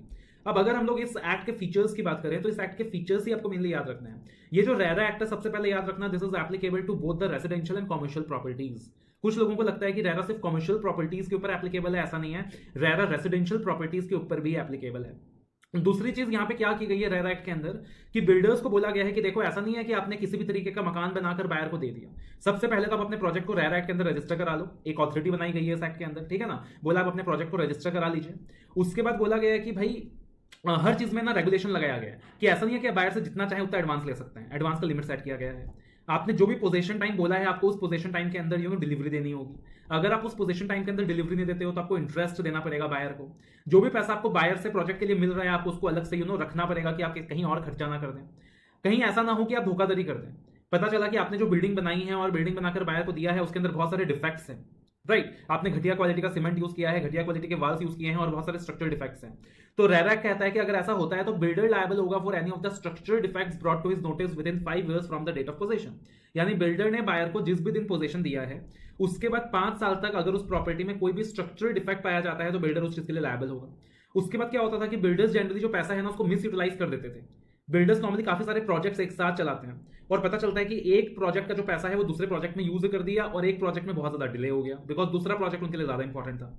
तो इसीलिए बोला गया कि 70% of the amount must be kept in A designated account in A scheduled bank and that is exclusive for the current project. ठीक है, अब देखो ध्यान से समझना कि रेरा का जो एक्ट है ये एप्लीकेबल कौन से प्रोजेक्ट्स में है। एक तो रेसिडेंशियल प्रॉपर्टीज में एप्लीकेबल है, दूसरा कमर्शियल प्रॉपर्टीज में एप्लीकेबल है। लेकिन क्या हर एक रेजिडेंशियल प्रॉपर्टी के अंदर रेरा एक्ट एप्लीकेबल है? क्या हर एक कमर्शियल प्रॉपर्टी के ऊपर रेरा एक्ट एप्लीकेबल है? नहीं। अगर 100 स्क्वायर फीट के अंदर आप एक कमरे का मकान बना रहे हो तो उसके ऊपर रेरा एक्ट एप्लीकेबल नहीं हो जाएगा। रेरा कब एप्लीकेबल होगा कि जिस लैंड के अंदर आप डेवलपमेंट कर रहे हो अगर उसका जो साइज है वो 500 स्क्वायर फीट या उससे ज्यादा है या फिर नंबर ऑफ अपार्टमेंट्स जो बन रहे हैं वो 8 से ज्यादा है तब जाके रेरा एक्ट एप्लीकेबल होता है। ठीक है, और जिस दिन रेरा एक्ट आया उस दिन तक जो प्रोजेक्ट ऑनगोइंग था सिर्फ उसके ऊपर ही रेरा एक्ट एप्लीकेबल हुआ बिकॉज जो प्रोजेक्ट रेरा एक्ट के आने से पहले ही कंप्लीट हो गया था उनके ऊपर रेरा एक्ट एप्लीकेबल नहीं हो सकता। लॉजिकल सी चीज है। तो जो ऑनगोइंग प्रोजेक्ट्स थे जिनको कंप्लीशन सर्टिफिकेट नहीं मिला था सिर्फ उनके ऊपर ही क्या हुआ था, रेरा एक्ट एप्लीकेबल हुआ था। और जिन प्रोजेक्ट्स में न्यू अलॉटमेंट इन्वॉल्व था सिर्फ उनके ऊपर ही रेरा एक्ट एप्लीकेबल हुआ था। तो अकॉर्डिंगली आप क्या कह सकते हो कि रेरा से एग्जम्पशन कब मिलेगा? Exemption from registration under the RERA act. कौन से प्रोजेक्ट को एग्जम्पशन मिल जाएगा? Project being developed on land less than 500 square feet या फिर where the number of units does not exceed 8। जितने भी फेजेस में वो प्रोजेक्ट को बना रहे हैं अगर नंबर ऑफ यूनिट सारे फेजेस को मिलाकर 8 से ज्यादा एक्सीड नहीं कर रहे, पहले फेज में 2 अपार्टमेंट बनाया, दूसरे फेज में एक और बनाया, तीसरे फेज में एक और बनाया, चौथे फेज में एक और बनाया, टोटल मिलाकर 6 अपार्टमेंट से बनाए और लैंड का साइज 500 स्क्वायर फीट से कम है, स्क्वायर मीटर से कम है तो रेरा एप्लीकेबल नहीं होगा, राइट। साथ ही साथ अगर कंप्लीशन सर्टिफिकेट मिल गया था प्रोजेक्ट को before commencement of the act तब भी रेरा एप्लीकेबल नहीं होगा। या फिर अगर कोई पुराना प्रोजेक्ट है जो ऑलरेडी कंप्लीट हो गया था सिर्फ उसका रिनोवेशन होना है, रिपेयर होना है, सिर्फ मरम्मत होनी है, उसमें कोई मार्केटिंग इन्वॉल्व नहीं है, कोई एडवर्टाइजिंग इन्वॉल्व नहीं है, कोई नया अलॉटमेंट इन्वॉल्व नहीं है, तब भी रेरा एप्लीकेबल नहीं होगा बिकॉज ऑब्जेक्टिव तो बायर के इंटरेस्ट को प्रोटेक्ट करना था। उसके बाद जैसे कि मैंने आपको बताया कि जो एप्लीकेशन फी है या बुकिंग फी है उसके ऊपर भी एक सीलिंग लगाया गया कि आप बायर्स को उतना एक्सप्लॉइट ना करें। बोला गया कि भाई जो भी आपका अपार्टमेंट का कॉस्ट है या जो भी बिल्डिंग का कॉस्ट है, मान लो प्रोजेक्ट आप बना के देने वाले हो 4 साल बाद, प्रोजेक्ट का कॉस्ट है 1 करोड़ रुपए, तो आप ऐसा नहीं बोल सकते बायर को कि 50 लाख रुपीज आदि दे दो। एप्लीकेशन और booking fee can not be more than 10% of the cost of the apartment plot और the building as the case may be. ठीक है, that is something that is said. उसके बाद बोला गया है every allotee should take physical possession within 2 months of the occupancy certificate issued for the said apartment। occupancy certificate मतलब certificate issue किया जाता है कि भाई वो जो प्रॉपर्टी है अब रहने के लायक है, वहां जो भी पानी वगैरह की फैसिलिटीज है वो अवेलेबल है। तो बोला गया है कि उसके बाद अलॉटी की भी जिम्मेदारी बनती है कि वो 2 महीने के अंदर क्या कर ले, फिजिकल पोजेशन ले ले उस पार्टिकुलर अपार्टमेंट का। अब देखो बोला गया कि मान लीजिए जो प्रमोटर्स हैं उन लोगों ने स्टार्टिंग में बायर को एक प्लान दिखाया और उसी प्लान के बेसिस में बायर ने डिसाइड किया कि मेरे को पैसा उस प्रोजेक्ट में लगाना है। लेकिन वो जो प्लान है, वो जो सैंक्शन प्लान है, अगर उसमें कोई चेंज आता है, अगर कोई ऑल्टरेशन आता है, तो बोला गया कि वो ऑल्टरेशन तभी पॉसिबल है अगर आप रिटर्न कंसेंट ऑब्टेन कर लेते हो बाय 2/3 ऑफ द अलॉटेज। कितनों का रिटर्न कंसेंट ऑब्टेन कर लेते हो? By 2/3 of the allottees, right. Logical सी चीज है ना। पता चला आपने 100 अलॉटेज को प्रोजेक्ट दिया है, एक सैंक्शन प्लान आपने बनाया था और बाद में आपने उस सैंक्शन प्लान के अंदर क्या कर लिया, मेजर चेंजेस कर लिए और किसी एक आधा अलॉटे का कंसेंट ले लिया, तो that is not going to work. जो मेजोरिटी ऑफ अलॉटीज हैं उनका क्या चाहिएगा, कंसेंट चाहिएगा। 2/3 ऑफ अलॉटेज का कंसेंट चाहिएगा, वो भी रिटर्न कंसेंट चाहिएगा। अब जैसे कि मैंने आपको बताया था कि जनरली बायर्स के साथ धोखाधड़ी बहुत होता था, पहले उनको झूठे वादे किए जाते थे। सो अब बोला गया है कि in case a buyer has been deceived into purchase through false representation और advertisement, he has an option to exit the project. अगर आपने बायर के साथ डिसीव किया है, बायर को धोखा दिया है फॉल्स रिप्रेजेंटेशन के थ्रू, एडवर्टाइजमेंट के थ्रू, तो बायर क्या कर सकता है, प्रोजेक्ट को एग्जिट कर सकता है और डेवलपर को सारे के सारे पैसे बायर को वापस देने होंगे, वो भी अलॉन्ग विद द इंटरेस्ट। उसके बाद मैंने आपको बताया था कि भाई अगर बायर पैसा देने में डिले करे तो उससे इंटरेस्ट लेते थे और अगर पोजीशन देने में डिले हो तो इंटरेस्ट नहीं देते थे या कम देते थे। लेकिन अब क्या बोला गया है, अब बोला गया है कि अगर बायर को पोजीशन देने में डिले होता है, so in that situation allotee shall be entitled to claim refund of the amount paid along with the interest and compensation। देखो बिकॉज पोजीशन डिले करना बहुत बड़ी चीज होती है। एक जो बायर है वो हो सकता है एक रेंटेड हाउस में रहता हो, वो अपने घर का सपना देख रहा है, उसने 2 साल के बाद पोजीशन प्लान किया हुआ है, लेकिन अगर अपने 2 साल का 4 साल कर दिया पोजीशन पीरियड तो वो 2 साल तक रेंट भी पे करते जाएगा और ईएमआई का अमाउंट भी पे करते जाएगा and that can cost him hugely. उसके बाद अब क्या किया गया है, रेरा के अंदर कारपेट एरिया को डिफाइन कर दिया गया है। पहले क्या होता था, सुपर बिल्डअप एरिया के हिसाब से प्रमोटर्स चार्ज कर लिया करते थे, और अब बोला गया कि जो कारपेट एरिया है, सिर्फ कारपेट एरिया के बेसिस में ही क्या किया जाएगा, आप बायर से चार्ज करेंगे। आप सिर्फ कारपेट एरिया के बेसिस में क्या करोगे, बायर को चार्ज करोगे। That is the actual living area. जो बाहर का एरिया है वो सारा काउंट नहीं होगा। उसके बाद completion certificate versus occupancy certificate का एक डिफरेंस दिया हुआ है, ये आप रेफर कर सकते हो। तो ये कुछ इंपॉर्टेंट फीचर्स हैं जो दिए हुए हैं, ठीक है। अब देखना यहाँ जो इंपॉर्टेंट सेक्शंस हैं वो कौन कौन से हैं। सबसे पहले प्रोजेक्ट का रजिस्ट्रेशन के रिस्पेक्ट में जितना भी सेक्शन है ना, वो सारा इंपॉर्टेंट है। Section 3, section 4, section 5, section 6, section 7, 3, 4, 5, 6, 7 sequence में याद रख लो। ये पांचों सेक्शन ना रजिस्ट्रेशन में, रजिस्ट्रेशन अंडर रेरा के रिस्पेक्ट में है। सेक्शन 3 के अंदर बोला गया है कि भाई जो भी प्रोजेक्ट्स 1 मई 2016 के बाद बने हैं उन सब को क्या करना है, रेरा के अंदर रजिस्ट्रेशन कराना है। If the area of land you know is 500 square feet और मोर, और the number of apartments is more than 8। फिर सेक्शन 4 के अंदर बोला है कि promoters has to apply to the authority for registration. RERA के अंदर जो अथॉरिटी बनाई गई है, प्रमोटर को अप्लाई करना होगा to that authority for registration, और साथ ही साथ लिस्ट ऑफ डॉक्यूमेंट सबमिट करने होंगे। फिर सेक्शन 5 के अंदर बोला गया कि वो जो अथॉरिटी है वो डॉक्यूमेंट्स देखकर रजिस्ट्रेशन दे देगा। फिर सेक्शन 6 में एक्सटेंशन ऑफ रजिस्ट्रेशन की बात की गई है, और सेक्शन 7 के अंदर रिवोकेशन ऑफ रजिस्ट्रेशन की बात की गई है। यानी कि सारे के सारे 5 सेक्शन सीक्वेंस में आते हैं। फिर उसके बाद देखना section 3 that is prior registration of project under RERA. तो RERA came into force on 1 May 2016, this is the date you have to remember. और जितने भी अंडरगोइंग प्रोजेक्ट्स थे उस वक्त उन सबको बोला गया कि आपको कंप्लीशन जिनका भी कंप्लीशन सर्टिफिकेट नहीं आया है उन सबको बोला गया कि आपको 3 महीने के अंदर अपने आपको रेरा एक्ट में रजिस्टर कराना है। और जो प्रोजेक्ट्स ऑलरेडी कंप्लीट हो गए थे उस वक्त, यानी 1 मई 2016 से पहले अगर कोई प्रोजेक्ट कंप्लीट हो गया था तो क्या उसको रेरा के अंदर रजिस्ट्रेशन कराने की जरूरत है? नहीं है। 1 मई 2016 के बाद जितने भी प्रोजेक्ट्स नए बन रहे हैं और जहां पे एरिया ऑफ लैंड एक्सीड कर रहा है 500 स्क्वायर मीटर्स या फिर नंबर ऑफ अपार्टमेंट्स एक्सीड कर रहा है 8, तो उनको भी क्या करना होगा, रेरा में रजिस्ट्रेशन कराना होगा। और साथ ही साथ जितने भी रियल एस्टेट एजेंट्स हैं, they are also required to get registered with the authority to facilitate purchase of sale of projects under RERA. तो कोई भी real estate agent RERA complied properties को सेल नहीं कर सकता है, परचेज नहीं कर सकता है, करवा सकता है, उनको भी अपने आप को अथॉरिटी के पास रजिस्टर कराना होगा। अगर एक प्रोजेक्ट मल्टीपल फेज में डेवलप किया गया है तो हर एक फेज को एक सेपरेट प्रोजेक्ट माना जाएगा और सेपरेट रजिस्ट्रेशन ऑब्टेन किया जाएगा हर एक फेज के लिए। ये सारे पॉइंट्स एमसीक्यूज के लिए रेलिवेंट है। वो जो रजिस्ट्रेशन है, वो जो रजिस्ट्रेशन ऑब्टेन किया गया है वो एक पार्टिकुलर पीरियड के लिए वैलिड होगा, जो कि बिल्डर स्पेसिफाई करेगा एप्लीकेशन फॉर्म के अंदर। एग्जम्पशन फ्रॉम रजिस्ट्रेशन, रेरा के अंदर रजिस्ट्रेशन से कब कब एग्जम्पशन मिल सकता है? एक तो आप कह सकते हो कि भाई जो प्रोजेक्ट्स हैं जो बन चुके हैं 1/5/2016 से पहले। दूसरा आप कह सकते हो कि where the proposed area of land does not exceed 500 square metres. तीसरा आप कह सकते हो कि where the proposed number of apartments oblique unit does not exceed 8। या फिर आप कह सकते हो कि अगर प्रोजेक्ट के अंदर से कोई रिनोवेशन हो रहा है, रिपेयर हो रहा है, रीडेवलपमेंट हो रहा है, लेकिन कोई भी मार्केटिंग इन्वॉल्व नहीं है, एडवर्टाइजिंग इन्वॉल्व नहीं है, सेलिंग इन्वॉल्व नहीं है, न्यू अलॉटमेंट इन्वॉल्व नहीं है, जो पुराने बायर्स हैं सिर्फ उनके प्रोजेक्ट की मरम्मत करके दी जा रही है, तब भी वहां पे रेरा के अंदर रजिस्ट्रेशन कराने की जरूरत नहीं है। उसके बाद सेक्शन 4 के अंदर बोला गया कि प्रमोटर्स को अप्लाई करना होगा to the authority for registration. अब अगर प्रमोटर्स अप्लाई करेंगे to the authority for registration, कौन सा अथॉरिटी की बात हो रही है यहाँ पे? जो रेरा के अंदर बनाया गया है, राइट। तो यहाँ पे प्रमोटर्स अगर अप्लाई करेंगे तो भाई लॉजिकल सी चीज है कि विदाउट डॉक्यूमेंटेशन तो अप्लाई करेंगे नहीं। उनको कुल मिलाकर अपने प्रोजेक्ट के बारे में सारा का सारा जो डिटेल्स है वो अथॉरिटी को सबमिट करना होगा कि boss this is our project, this is our promoters, this is the carpet area, this is the number of apartments we are making, this is our past experience, this are the number of projects we have made, we are legally entitled to the land in which we are making the title. तो logically सोचो कि भाई ये सारा documents अगर नहीं जाएगा तो रजिस्ट्रेशन किस बिहाफ में देगा अथॉरिटी? तो इसलिए सेक्शन 4 के अंदर डॉक्यूमेंट्स का लिस्ट स्पेसिफाई किया गया है कि प्रमोटर को ये सारा डिटेल्स देना होगा अथॉरिटी को टू द रजिस्ट्रेशन, जैसे कि details of the enterprise, what is the sanction plan oblique the layout plan and the specification of the proposed project, details of the project that you have launched in the last 5 years, ताकि हम देख सकें कि भाई पिछले 5 साल के अंदर आपने जो प्रोजेक्ट लॉन्च किया है तो आपने कितना टाइमली डिलीवरी दिया है, राइट। आपके प्रोजेक्ट कितने सक्सेसफुल रहे हैं।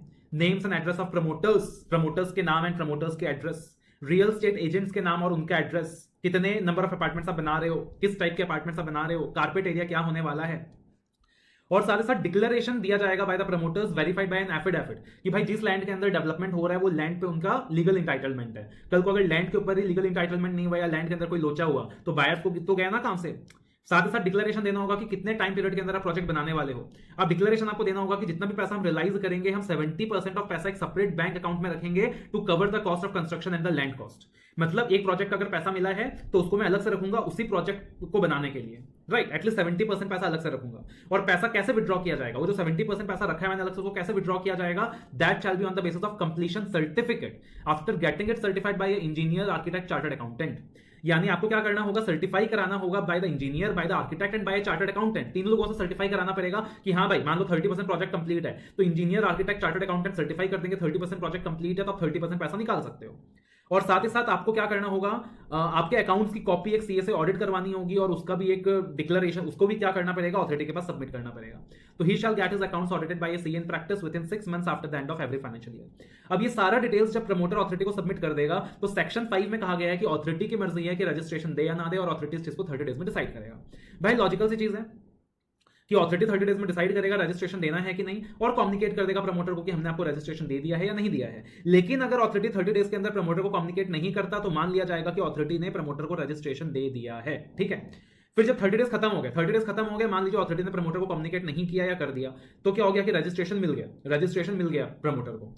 तो within 7 days after the expiry of 30 days एक registration number, login ID and password promoter को दे दिया जाएगा, ठीक है। और एक बार रजिस्ट्रेशन प्रमोटर ने दे दिया है तो उस रजिस्ट्रेशन को कैंसिल नहीं किया जाएगा before giving an opportunity of being heard. Logical सी चीज है, पूरे लॉ के अंदर हम देखते हैं भाई कि एक बार आपने कुछ दे दिया है, अगर उसे कैंसिल करना चाहते हो तो फिर क्या होता है, अपॉर्चुनिटी ऑफ बीइंग हर्ड का प्रिंसिपल फॉलो करना पड़ता है। दैट इज हमने लैटिन में डिस्कस किया था, लैटिन वर्ड डिस्कस किया था इसका, कि principal of audi alteram partem follow करना पड़ता है। उसके बाद सेक्शन 6 के अंदर आता है एक्सटेंशन ऑफ रजिस्ट्रेशन, कि जो रजिस्ट्रेशन सेक्शन 5 के अंदर ग्रांट किया गया था, उससे एक्सटेंड किया जा सकता है by the authority on an application made by the promoter due to force majeure. Force majeure मतलब due to unforeseen circumstances, fire, आग जल गई, फ्लड आ गया, अर्थक्वेक आ गया, तो उन सिचुएशंस के अंदर क्या हो सकता है कि भाई रजिस्ट्रेशन को एक्सटेंड किया जा सकता है on the payment of prescribed fees. But जो रजिस्ट्रेशन ग्रांट किया गया है उसको एक्सटेंड नहीं किया जा सकता for a period not exceeding 1 year। तो रजिस्ट्रेशन को एक्सटेंड किया जा सकता है by the authority due to force majeure grounds but for a period not exceeding 1 year, you have to remember, force majeure you have to remember. And again अगर मान लीजिए promoter ने रजिस्ट्रेशन के एक्सटेंशन के लिए एप्लीकेशन दिया है, उसको भी अथॉरिटी कैंसिल नहीं करेगा without giving an opportunity of being heard, that is without following the principle of audi alteram partum. उसके बाद रजिस्ट्रेशन मिल गया भाई, रजिस्ट्रेशन अथॉरिटी ने दे दिया, क्या उसके बाद अथॉरिटी रजिस्ट्रेशन रिवॉक कर सकता है? जी बिल्कुल कर सकता है। लेकिन अगेन अगर अथॉरिटी रजिस्ट्रेशन रिवॉक करेगा तो उससे पहले अपॉर्चुनिटी ऑफ बीइंग हर्ड देगा। लेकिन लॉजिकली सोचो और बताओ कि रजिस्ट्रेशन कौन से ग्राउंड्स में रिवॉक करेगा अथॉरिटी?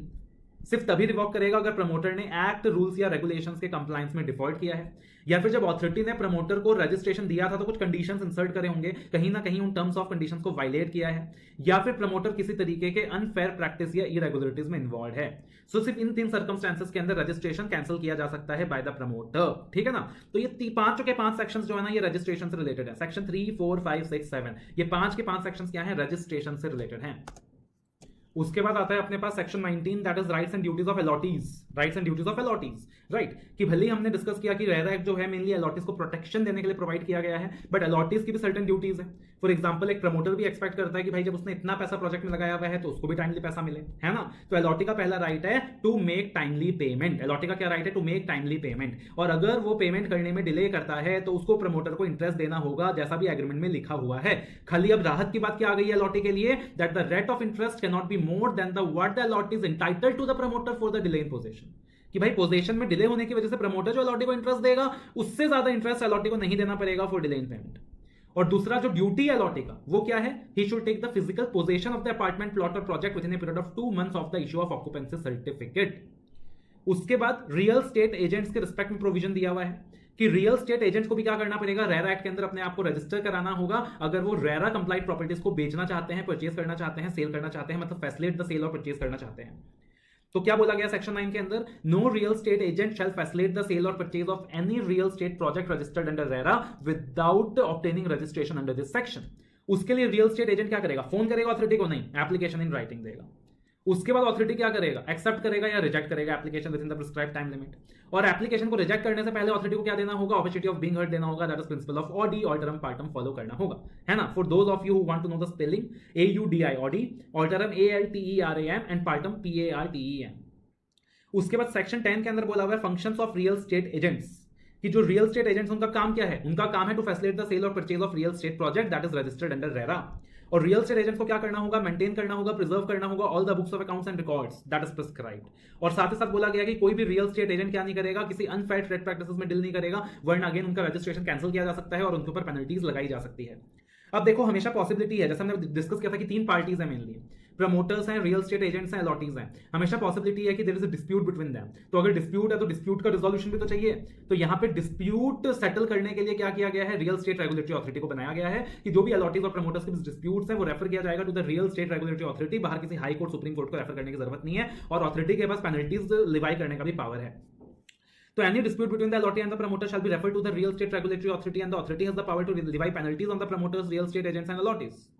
ठीक है, अब मान लीजिए अथॉरिटी ने ऑर्डर सुना दिया, अथॉरिटी ने प्रमोटर के ऊपर पेनल्टी लगा दिया, या रियल स्टेट एजेंट के ऊपर पेनल्टी लगा दिया, या अलॉटी के ऊपर पेनल्टी लगा दिया। तो there is always a possibility that they are agreed with the order of the authority. Promoter बोल रहा है कि अरे भाई अथॉरिटी ने तो मेरे साथ गलत किया है, तो वहां पे अपील किया जा सकता है to the appellate authority within 60 days. ठीक है ना, तो वहां पे अपील किया जा सकता है to the appellate authority within 60 days, and 60 days का एक्सटेंशन भी पॉसिबल ऑन जेन्युइन ग्राउंड्स।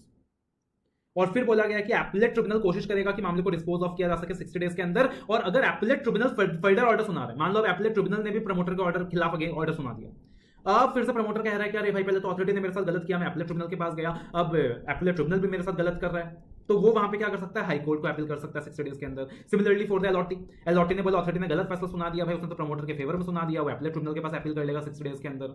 और अगर उसको लग रहा है कि एपलेट ट्रिब्यूनल ने भी गलत फैसला सुना दिया, तो अगेन आगे अपील किया जा सकता है to the high court within 60 days. और अपील के अंदर जो कॉमन मसाला लगाना है वो क्लासेस में मैंने डिस्कस किया है कि जब भी अपील का क्वेश्चन आएगा तो कॉमन मसाला क्या लगाना है ना, कि अपील करना है, जब भी अपील किया जाएगा कि with in the prescribed number of days appeal किया जाएगा, जो अथॉरिटी है वो दोनों पार्टीज को बुलाएगा, दोनों की बातें सुनेगा, एविडेंसेस देखेगा, फिर डिसीजन जो भी ऑर्डर है उसका कॉपी कम्युनिकेट करेगा, फिर सामने वाले को अपील का राइट होगा। तो वो सारा आप लिख सकते हो वहां पे। और फाइनली यहाँ पे दिया हुआ इंपॉर्टेंट पेनल्टीज अंडर एरर, जैसे कि हमने डिस्कस किया था कि जो रियल स्टेट रेगुलेटरी अथॉरिटी है उसके पास पेनल्टी लगाने का पावर है on the promoters, on the allottees, on the real state agents. तो ये पेनल्टीज आपको याद करने की जरूरत नहीं है, बिकॉज ओपन बुक है। तो ओपन बुक के अंदर आपको याद क्या करना है, सारी चीजें नहीं करनी है, जो भी चीजें लग रहा है कि याद हो जाएगा उसको याद करो। अब जैसे पेनल्टी है, तो पेनल्टी याद करके क्या फायदा है ना, ओपन बुक है, अगर पेनल्टी के ऊपर क्वेश्चन आया तो डायरेक्टली इंडेक्सेशन को रेफर करना और अकॉर्डिंगली एग्जाम में पेनल्टी लिख के आ जाना। जैसे अलग अलग पेनल्टीज दिया हुआ है, penalties on the promoters if promoters fail to obtain registration under section 3। तो अगर एग्जाम में आपको केस स्टडी दे रहा है और उसके अंदर बोला हुआ है कि भाई प्रमोटर ने रजिस्ट्रेशन ऑब्टेन नहीं करा, तो आप स्ट्रेट फॉरवर्ड इंडेक्सेशन को यूज करके पेनल्टी के पार्ट में जा सकते हो और पेनल्टी लिख के आ सकते हो, तो उसको याद करने की जरूरत नहीं है वहां पे। Similarly, if promoters contravene section 4 or provide false information, तो उसके लिए पेनल्टी दी हुई है। If the promoter contravenes any other provision of act, rules, regulation, उसके ऊपर पेनल्टी दी हुई है। और ज्यादातर आप देखोगे कि 5% ऑफ प्रोजेक्ट कॉस्ट की पेनल्टी है। If promoters contravene section 4 or provides false information, he shall be liable to a penalty which may extend up to 5% of project cost. If promoter contravenes any other provisions of the act or rules or regulation, then he shall be liable up to 5% of project cost, है ना। If promoter fails to obtain registration, तब बोला गया कि भैया 3 साल तक का जेल हो सकता है, या फिर 10% ऑफ प्रोजेक्ट कॉस्ट तक का फाइन लग सकता है, या दोनों भी हो सकता है, बिकॉज रजिस्ट्रेशन नहीं लिया मतलब बड़ी बात है। If promoter fails to comply with the authority or the orders or direction of the authority, authority ने प्रमोटर के ऊपर पेनल्टी लगाया या प्रमोटर को कोई डायरेक्शन दिया और प्रमोटर इतना बेशर्म है कि उसने अथॉरिटी की बात भी नहीं मानी, तो अगेन बोला गया कि भैया फिर से आपको पेनल्टी लग सकता है, पर डे पेनल्टी लग सकता है, पर डे पेनल्टी लग सकता है till the default continues and that में extend cumulatively up to 5% of project cost. Appellate tribunal की बात नहीं मानी तो यानी बड़ी अथॉरिटी की बात नहीं मानी, तो यहां पे फिर से इंप्रिजनमेंट 3 साल तक का हो सकता है या फिर फाइन लग सकता है, दैट में cumulatively extend up to 10% of estimated cost of project और बोथ। उसके बाद सिमिलरली रियल स्टेट एजेंट्स के ऊपर पेनल्टीज लग सकती है। If the real estate agent fails to comply with the provisions of section 9 and 10 और the real state agents fails to comply with the order of the authority और the real state agents fails to comply with the order of the appellate tribunal. Similarly allottees के ऊपर भी penalty लग सकता है। If the allottee fails to comply with or contravene any of the orders or direction of the authority, या फिर if the allotee fails to comply with or contravenes with any of the order of the appellate tribunal। और logical सी चीज है, आप देखोगे तीनों के तीनों पार्टीज के केस में अगर अथॉरिटी की बात नहीं मानी तो 5% ऑफ प्रोजेक्ट कॉस्ट तक का पेनल्टी है, और अगर एपलेट ट्रिब्यूनल की बात नहीं मानी तो वहां पे फिर 1 साल तक का जेल है या फिर 10% ऑफ प्रोजेक्ट कॉस्ट तक का फाइन है ना। और प्रमोटर के केस में तो 3 साल तक का जेल था, प्रमोटर के केस में तो 3 साल तक का जेल था, और रियल स्टेट एजेंट या अलॉटीज के केस में मैक्सिमम 1 साल तक का जेल है। बाकी आपको पेनल्टीज एक्जैक्टली याद रखने की जरूरत नहीं है, यहाँ पे you can take the indexation benefit. तो ओपन बुक के अंदर आपको पता होना चाहिए क्या चीजें याद रखनी है और कहां पे इंडेक्सेशन का बेनिफिट उठाना है। और उस पैसे को कमाने के बाद कोशिश किया जाता है कि कैसे उस ब्लैक मनी को व्हाइट मनी में कन्वर्ट किया जा सके, राइट।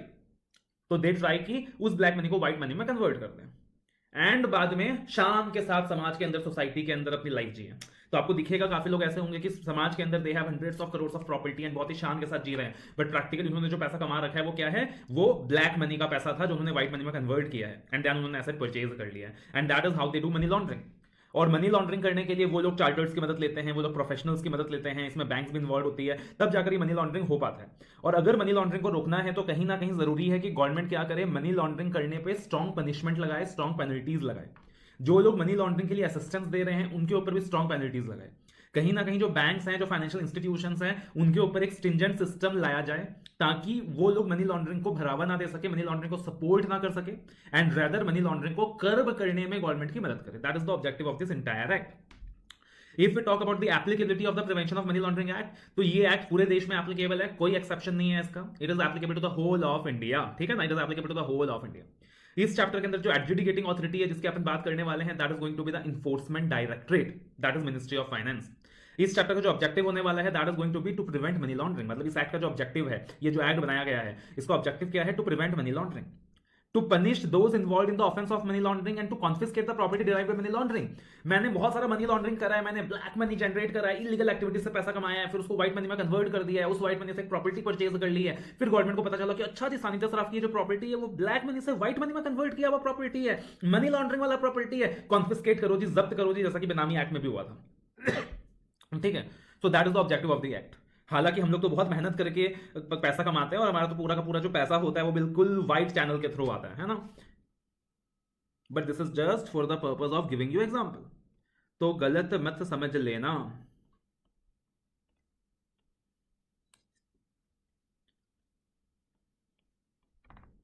उसके बाद इस चैप्टर के अंदर हम लोग क्या देखने वाले हैं, जैसे कि मैंने बताया इस चैप्टर में क्या होता है कि सबसे पहले कुछ लोग इलीगल एक्टिविटीज करते हैं और इलीगल एक्टिविटीज करके पैसा कमाते हैं, राइट, और उसके बाद उसको व्हाइट मनी में कन्वर्ट करते हैं। तो यहां पे कौन से इलीगल एक्टिविटीज की बात हो रही है, इस चैप्टर में कौन से ऑफेंसेस की बात हो रही है? क्या दुनिया भर में जितने ऑफेंसेस है हर किसी ऑफेंस की बात हो रही है? नो, उसके लिए 3 पार्ट स्पेसिफाइड है एक्ट के अंदर, part A, part B and part C, right. तो पार्ट ए के अंदर आप देखोगे तो पार्ट ए के अंदर काफी सारी एक्टिविटीज आती हैं, फिर पार्ट 2 के अंदर आता है, पार्ट 3 के अंदर आता है, पार्ट 4 के अंदर आता है, right.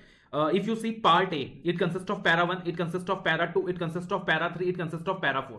If you see part B, तो part B के अंदर टोटल 25 पैराज हैं। इसके अंदर इंडियन पैनल कोड से लेके, करप्शन से लेके, आर्म्स एक्ट से लेके, wild life, child labour act, CB act, custom act, सब कुछ आता है। पार्ट सी की अगर हम बात करें, this involves offences of cross border implications. ये सब आपको याद नहीं रखना है, सिर्फ आपके एक जनरल अंडरस्टैंडिंग के लिए है कि okay, list of activities specified हैं कि अगर आप ये सारा एक्टिविटीज करके पैसा कमाओगे और व्हाइट मनी में कन्वर्ट करोगे तो फॉर्मूला के अंदर फंसोगे, ठीक है ना। तो लिस्ट ऑफ एक्टिविटीज स्पेसिफाइड है। उसके बाद इन्वेस्टिगेटिंग ऑफिसर्स को डिफाइन किया गया है इस चैप्टर के अंदर। Investigating officers have been defined, जिनके पास सिविल कोर्ट के पावर्स होंगे, जिनके पास सर्च एंड सीजर के पावर्स होंगे, जिनके पास प्रॉपर्टी को अटैच करने का पावर होगा on the provisional attachment basis, ठीक उसी तरीके से जैसा अपन बेनामी में भी देखते हैं, राइट। कि जो भी इन्फोर्समेंट डायरेक्टरेट होगा या जो भी डेप्यूटी डायरेक्टरेट होगा, अगर उसके पास कोई रीजन टू बिलीव होगा कि भाई सानिध्य सराफ के पास जो प्रॉपर्टी है वो सानिध्य सराफ ने इलीगल एक्टिविटीज करके कमाया है, यानी प्रोसीड्स ऑफ क्राइम है, और अगर उस प्रॉपर्टी के ऊपर हमने कोई रेस्ट्रिक्शन नहीं लगाया तो सानिध्य सराफ उस प्रॉपर्टी को कंसील कर सकता है, ट्रांसफर कर सकता है, और बाद में इन्वेस्टिगेशन में पता नहीं लगा पाएंगे कि वो प्रॉपर्टी मनी लॉन्ड्रिंग से एक्वायर की गई प्रॉपर्टी थी। तो उस पर्टिकुलर सिनेरियो के अंदर क्या हो सकता है कि वहां पे जो इन्फोर्समेंट डायरेक्टरेट है वो क्या कर सकता है, प्रोविजनल बेसिस में प्रॉपर्टी को अटैच कर सकता है, राइटिंग में ऑर्डर पास कर सकता है for a period not exceeding 180 days. 180 days तक के लिए क्या हो सकता है कि प्रॉपर्टी को प्रोविजनल बेसिस में अटैच किया जा सकता है। ये जो अटैचमेंट होता है this is just a provisional attachment, for the time being attachment का ऑर्डर पास कर दिया 180 डेज के लिए। फाइनल अटैचमेंट का ऑर्डर तो सिर्फ मैजिस्ट्रेट के द्वारा आएगा। तो this is something you see in the chapter, right. इस चैप्टर के अंदर डेफिनेशंस पढ़ते हैं हम लोग, overview, obligations of reporting entities, section 12। जैसे कि मैंने आपको बताया था कि banks and financial institutions are the most important institutions, जो लोग क्या कर सकते हैं, कर्ब कर सकते हैं मनी लॉन्ड्रिंग को। तो बैंकों के ऊपर, फाइनेंशियल इंस्टीट्यूशंस के ऊपर काफी सारा ऑब्लिगेशंस ले डाउन किया गवर्नमेंट ने, एडजुडिकेटिंग अथॉरिटी के पावर्स डिफाइन किए हैं, स्पेशल कोर्ट का कॉन्सेप्ट है यहाँ पे टू फैसिलिटेट स्पीडी ट्रायल्स, कि मामला को जो कार्रवाई होगा वो नॉर्मल कोर्ट्स में नहीं होगा, उसके लिए अलग से स्पेशल कोर्ट्स नियुक्त किए जाएंगे, स्पेशल कोर्ट्स फैसिलिटेट किए जाएंगे। फिर अगेन ये बताया गया है कि जो पॉमला का ऑफेंस है वो बहुत ही सीरियस ऑफेंस है, that is considered as a cognizable offence. और अगेन अपील्स के प्रोसेस को भी डिफाइन किया गया है, that is what is going to be the process of the appeals. Cross border जो एग्रीमेंट्स होते हैं उसके ऊपर भी इस चैप्टर के अंदर चर्चा की गई है, उसके ऊपर भी इस चैप्टर के अंदर बात की गई है। तो this is the overview of the chapter, just to give you understanding कि पॉमला के अंदर क्या होता है कि ब्लैक मनी को व्हाइट मनी में कन्वर्ट किया जाता है, पहले इलीगल एक्टिविटीज किया जाता है, उसके बाद पैसा कमाया जाता है। इलीगल एक्टिविटीज कौन से होंगे, तो वो शेड्यूल्ड ऑफेंसेस की एक लिस्ट प्रिस्क्राइब की गई है, part A, part B, part C. वो जो पैसा कमाऊंगा उसको कहते हैं प्रोसीड्स ऑफ क्राइम, कि सानिध्य सराफ ने पैसा कमाया, that is proceeds of crime, right. और उसके बाद हर एक चीज को डिफाइन किया गया कि प्रोसीड्स ऑफ क्राइम क्या होता है, शेड्यूल्ड एक्टिविटीज कौन सी होती है, मनी लॉन्ड्रिंग क्या होता है, एडजुडिकेटिंग अथॉरिटीज के पावर को डिफाइन किया गया है, बैंकों के ऊपर ऑब्लिगेशन ले डाउन किया गया है, स्पेशल कोर्ट के कॉन्सेप्ट को सेट किया गया है, पॉमला के ऑफेंस को डिस्क्राइब किया गया है, अपील का पूरा प्रोसेस सेट किया गया है, क्रॉस बॉर्डर एग्रीमेंट्स के बारे में बात की गई है। तो this is the entire crux of the chapter that you are going to study inside it. So now starting from the summary notes prevention of money laundering act, ये जो समरी नोट्स है ये आपको मेरे टेलीग्राम चैनल में मिल जाएगा, अपना mentor के वेबसाइट में मिल जाएगा in the free resources section. मेरे जितने भी फ्री रिसोर्सेज हैं आपको सबके सब अपना मेंटर में मिल जाएंगे फ्री रिसोर्सेज के सेगमेंट में, ई लाइब्रेरी के सेगमेंट में। अपना मेंटर हमारा ई कॉमर्स पोर्टल है, आप हर फैकल्टी के क्लासेस परचेज कर सकते हैं, वहां से बेस्ट टेस्ट ले सकते हैं, फ्री रिसोर्सेज यूज कर सकते हैं, right. So keep that in mind.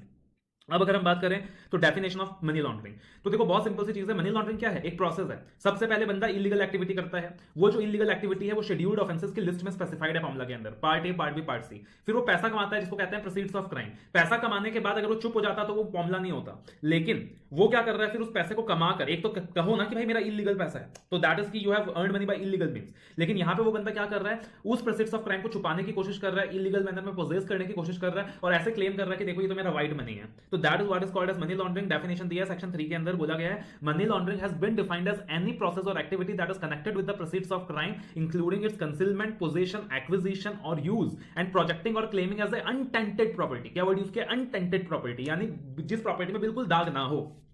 उसके बाद सेक्शन 4 के अंदर बोला गया है कि जो भी बंदा मनी लॉन्ड्रिंग में इन्वॉल्व होगा या जो भी मनी लॉन्ड्रर की मदद करेगा, जो भी मनी लॉन्ड्रिंग के प्रोसेस में असिस्टेंस देगा, वो सारे लोग जाएंगे जेल और चक्की पीसेंगे। मिनिमम 3 साल का जेल होगा, मैक्सिमम 7 साल का जेल होगा। और सिर्फ जेल नहीं होगा, ऐसा नहीं होगा कि सिर्फ तुमको गवर्नमेंट खाना पीना फ्री में खिला रही है, फाइन भी लेंगे तुमसे। और फाइन के क्वांटम को डिफाइन नहीं करा है, that is dependent upon the offence you are doing. और अगर आपने जो ऑफेंस करा है वो narcotic and physiotherapic substances act के तहत करा है, ड्रग्स वगैरह की स्मगलिंग करी है, तो मिनिमम 3 साल का जेल तो है ही है, बट मैक्सिमम 7 साल की जगह आपको 10 साल तक का जेल हो सकता है एंड फाइन भी लग सकता है। लग सकता है नहीं, रदर लगेगा। कितना लगेगा वो डिफाइन करेगा कोर्ट। फिर प्रोसीड्स ऑफ क्राइम को डिफाइन किया गया कि प्रोसीड्स ऑफ क्राइम क्या है। प्रोसीड्स ऑफ क्राइम मतलब वो प्रॉपर्टी जो आपने डायरेक्टली या इनडायरेक्टली किसी क्रिमिनल एक्टिविटी को करके कमाया है, जो क्रिमिनल एक्टिविटी शेड्यूल्ड ऑफेंसेस की लिस्ट में स्पेसिफाइड है।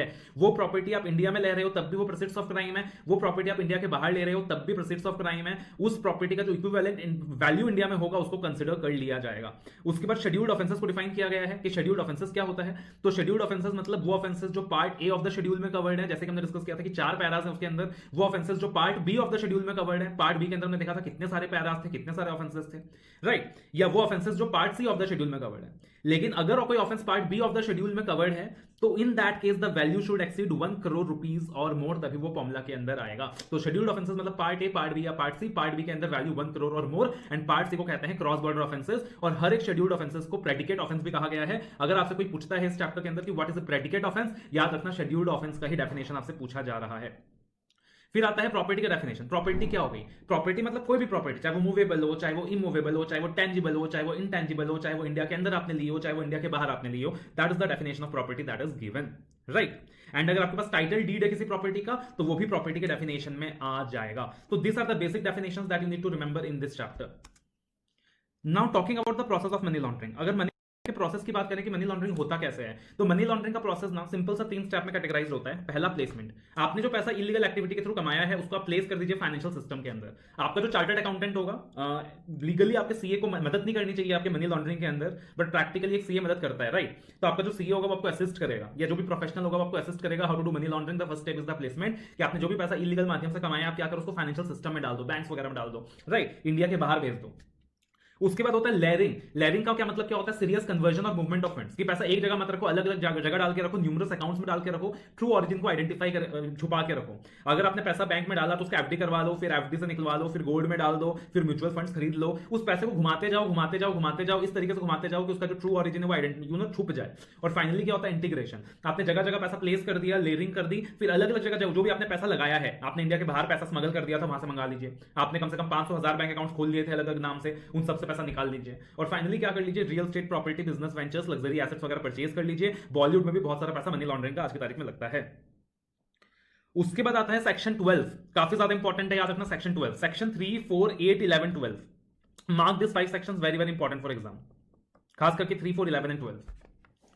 सेक्शन 12 क्या कहता है? Obligation of banks and financial institutions. अगर हम चाहते हैं कि देश के अंदर मनी लॉन्ड्रिंग को रोका जा सके तो उसके लिए जरूरी है कि banks, financial institutions active role play करें, और इसीलिए बैंक्स और फाइनेंशियल इंस्टीट्यूशंस के ऊपर ऑब्लिगेशंस लगाई गई हैं। इसका टेक्निकल नाम है reporting entities, that is obligation of the on the reporting entities, right. तो रिपोर्टिंग एंटिटीज के ऊपर काफी सारा ऑब्लिगेशन है। बोला गया है कि उनको अपने हर एक क्लाइंट का आइडेंटिटी मेंटेन करना है, हर एक क्लाइंट का केवाईसी नॉर्म मेंटेन करके चलना है।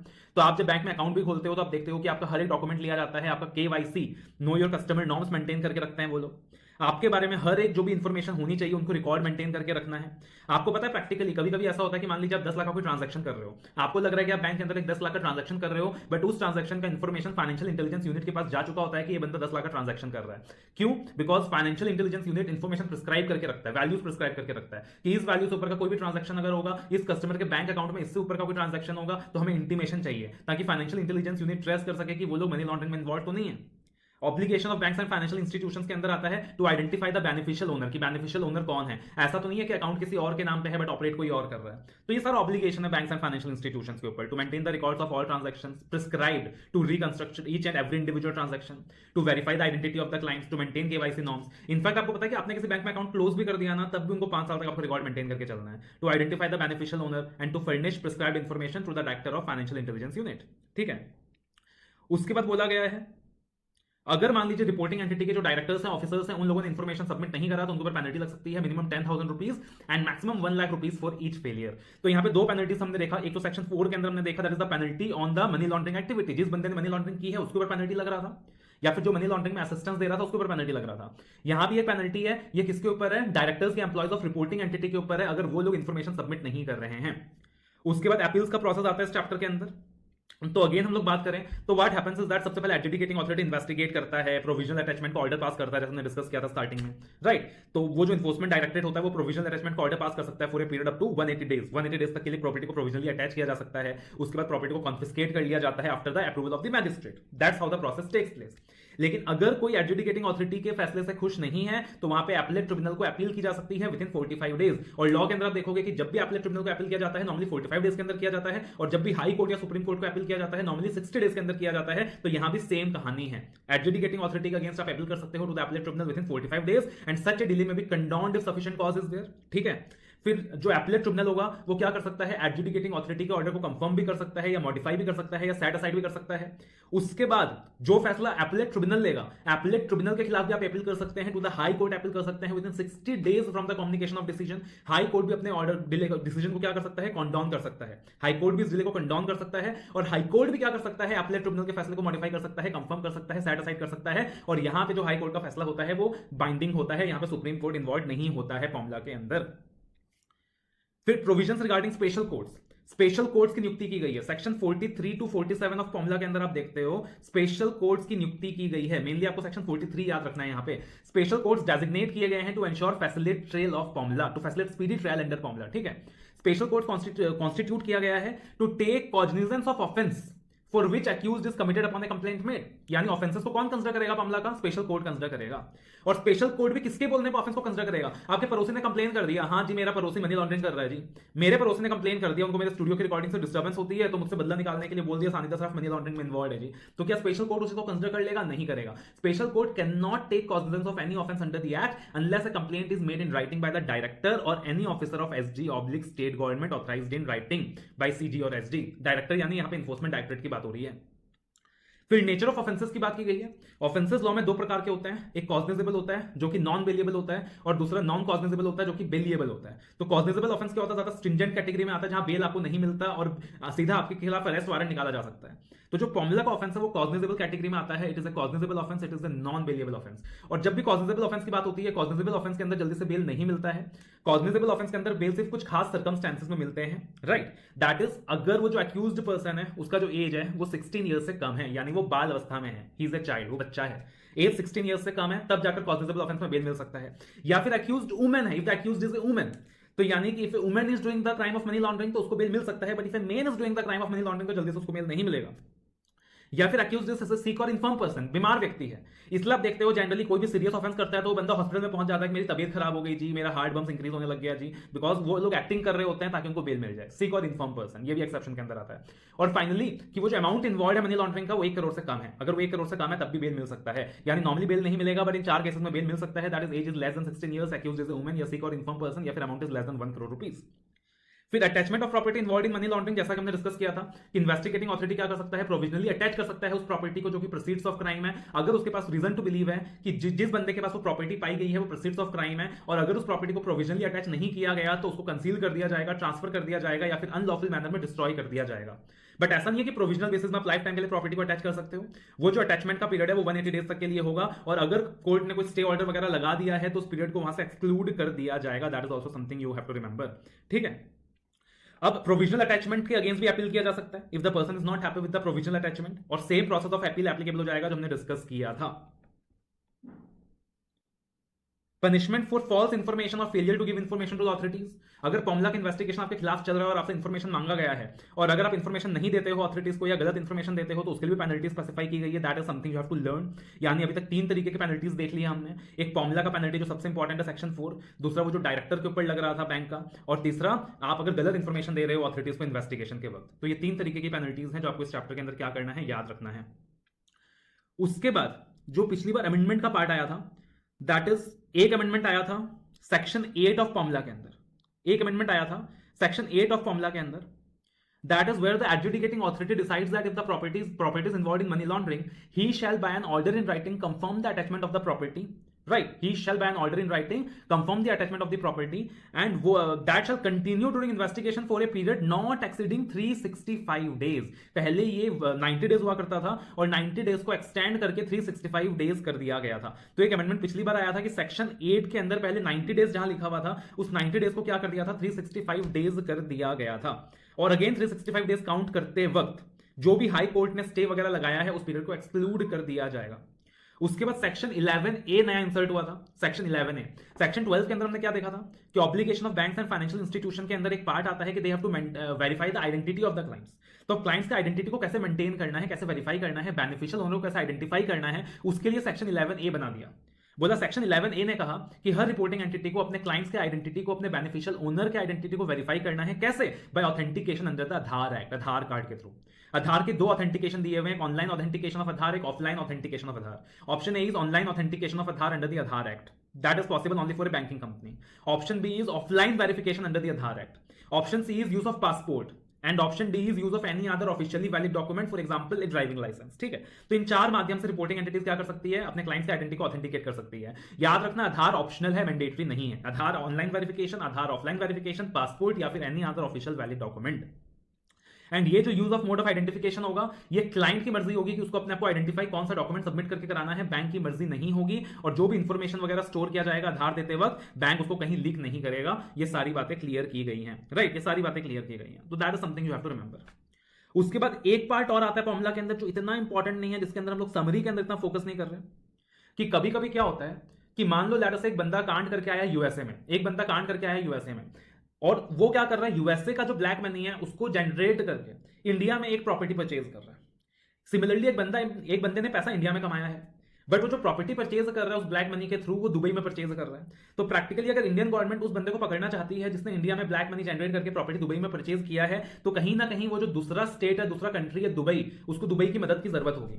सिमिलरली अगर दुबई गवर्नमेंट भी उस बंदे को पकड़ना चाहती है जिस बंदे ने प्रॉपर्टी इंडिया में परचेज करा है वहां के मनी को यूज करके, तो दुबई गवर्नमेंट को भी इंडियन गवर्नमेंट की जरूरत होगी, और इस तरीके से इंडियन गवर्नमेंट को दुबई गवर्नमेंट की जरूरत होगी, दुबई गवर्नमेंट को इंडियन गवर्नमेंट की जरूरत होगी to collect that culprit and to collect evidences against that culprit. तो उसको लेकर भी प्रोविजंस बनाए गए हैं इन द फॉर्मूला, उसको लेकर भी क्या होगा, प्रोविजंस बनाए गए हैं इन द फॉर्मूला।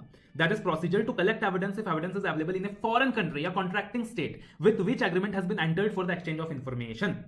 तो यहां पे बोला गया है कि इन दिस वेरी सिनेरियो वो जो इन्वेस्टिगेटिंग ऑफिसर होगा वो सीधा दूसरे कंट्री के गवर्नमेंट को अप्रोच नहीं करेगा, उसको अपने सुपीरियर ऑफिसर को अप्रोच करना है कि आप स्पेशल कोर्ट के सामने रिक्वेस्ट प्लेस कर दीजिए। कोई इन्वेस्टिगेटिंग ऑफिसर सीधा दुबई गवर्नमेंट को अप्रोच नहीं करेगा, हमारा जो स्पेशल कोर्ट है वो दुबई गवर्नमेंट को अप्रोच करेगा। तो इन्वेस्टिगेटिंग ऑफिसर इस सिचुएशन में क्या करेगा, रिक्वेस्ट प्लेस करेगा टू द स्पेशल कोर्ट, और special court on being satisfied that evidence is required in connection, special court पहले सैटिस्फाई हो जाएगा कि भाई इस बंदे को पकड़ने के लिए सचमुच एविडेंस की जरूरत है और वो एविडेंस सिर्फ दुबई से मिलेगा। तब जाकर स्पेशल कोर्ट क्या करेगा, एक लेटर ऑफ रिक्वेस्ट इशू करेगा टू द कोर्ट और the authority in the contracting state. तो दुबई के अंदर जो भी कोर्ट होगा या जो भी ऑथोरिटी होगा उसको एक लेटर ऑफ रिक्वेस्ट देगा स्पेशल कोर्ट की, इस बंदे को हमें पकड़ना है, हमें डाउट है कि इसने प्रॉपर्टी दुबई में परचेज करी है और हमें एविडेंसेस की जरूरत है, हम रिक्वेस्ट करते हैं आपसे कि आप हमें रिक्वायर्ड एविडेंसेस दे दीजिए। And similarly is the process vice versa, similarly is the process vice versa. ठीक है, तो ये भी एक प्रोसेस है जो फॉर्मूला के अंदर दिया गया है, this is also something given in PMLA, so this is again something you have to remember. याद रखना यहाँ पे हमने फॉर्मूला पूरा डिस्कस नहीं किया है, एक एक पॉइंट छोटे से छोटा डिस्कस नहीं किया है, हमने मेनली क्या किया है, फॉर्मूला का जो क्रक्स है उसको डिस्कस किया है। तो सबसे पहले फॉर्मूला का डेफिनेशंस देखा, वो इंपॉर्टेंट है, प्रिवेंशन ऑफ मनी लॉन्ड्रिंग क्या होता है, शेड्यूल्ड ऑफेंसेस क्या होता है, scheduled you know principles of crime क्या होता है, that is something we see. Part A, part B, part C, part B के अंदर लिमिट। उसके बाद मैंने आपको बताया कि सेक्शन 3 इंपॉर्टेंट था, डेफिनेशन, सेक्शन 4 इंपॉर्टेंट था, पेनल्टी। सेक्शन 8 का हमने सिर्फ अमेंडमेंट का पार्ट देखा कि 90 डेज 365 डेज हो गया है, सेक्शन 8 को हमने पूरा डिटेल में डिस्कस नहीं करा, तो सेक्शन 8 आप एक बार डिटेल में रीड कर लेना from the notes that you have, ठीक है। उसके बाद सेक्शन 11 हमने देखा कि एक नया एडिशन था कि how the reporting entities will identify the client. Section 12 हमने देखा obligation of banks and financial institution, हमने अपील्स का पार्ट देखा, हमने स्पेशल कोर्ट का पार्ट देखा, हमने ये देखा कि अगर एविडेंस फॉरेन स्टेट में अवेलेबल है तब क्या करना है। तो ये सारी चीजें हमने फॉर्मूला के अंदर देखी, that is the crux of the chapter and that is mainly what you have to remember and you can expect कि जो भी क्वेश्चंस आएगा मेनली इस पार्ट से कवर हो जाएगा, ठीक है ना। तो एक बार आप रिवाइज कर लो इस चैप्टर को अच्छे से डिटेल्ड में।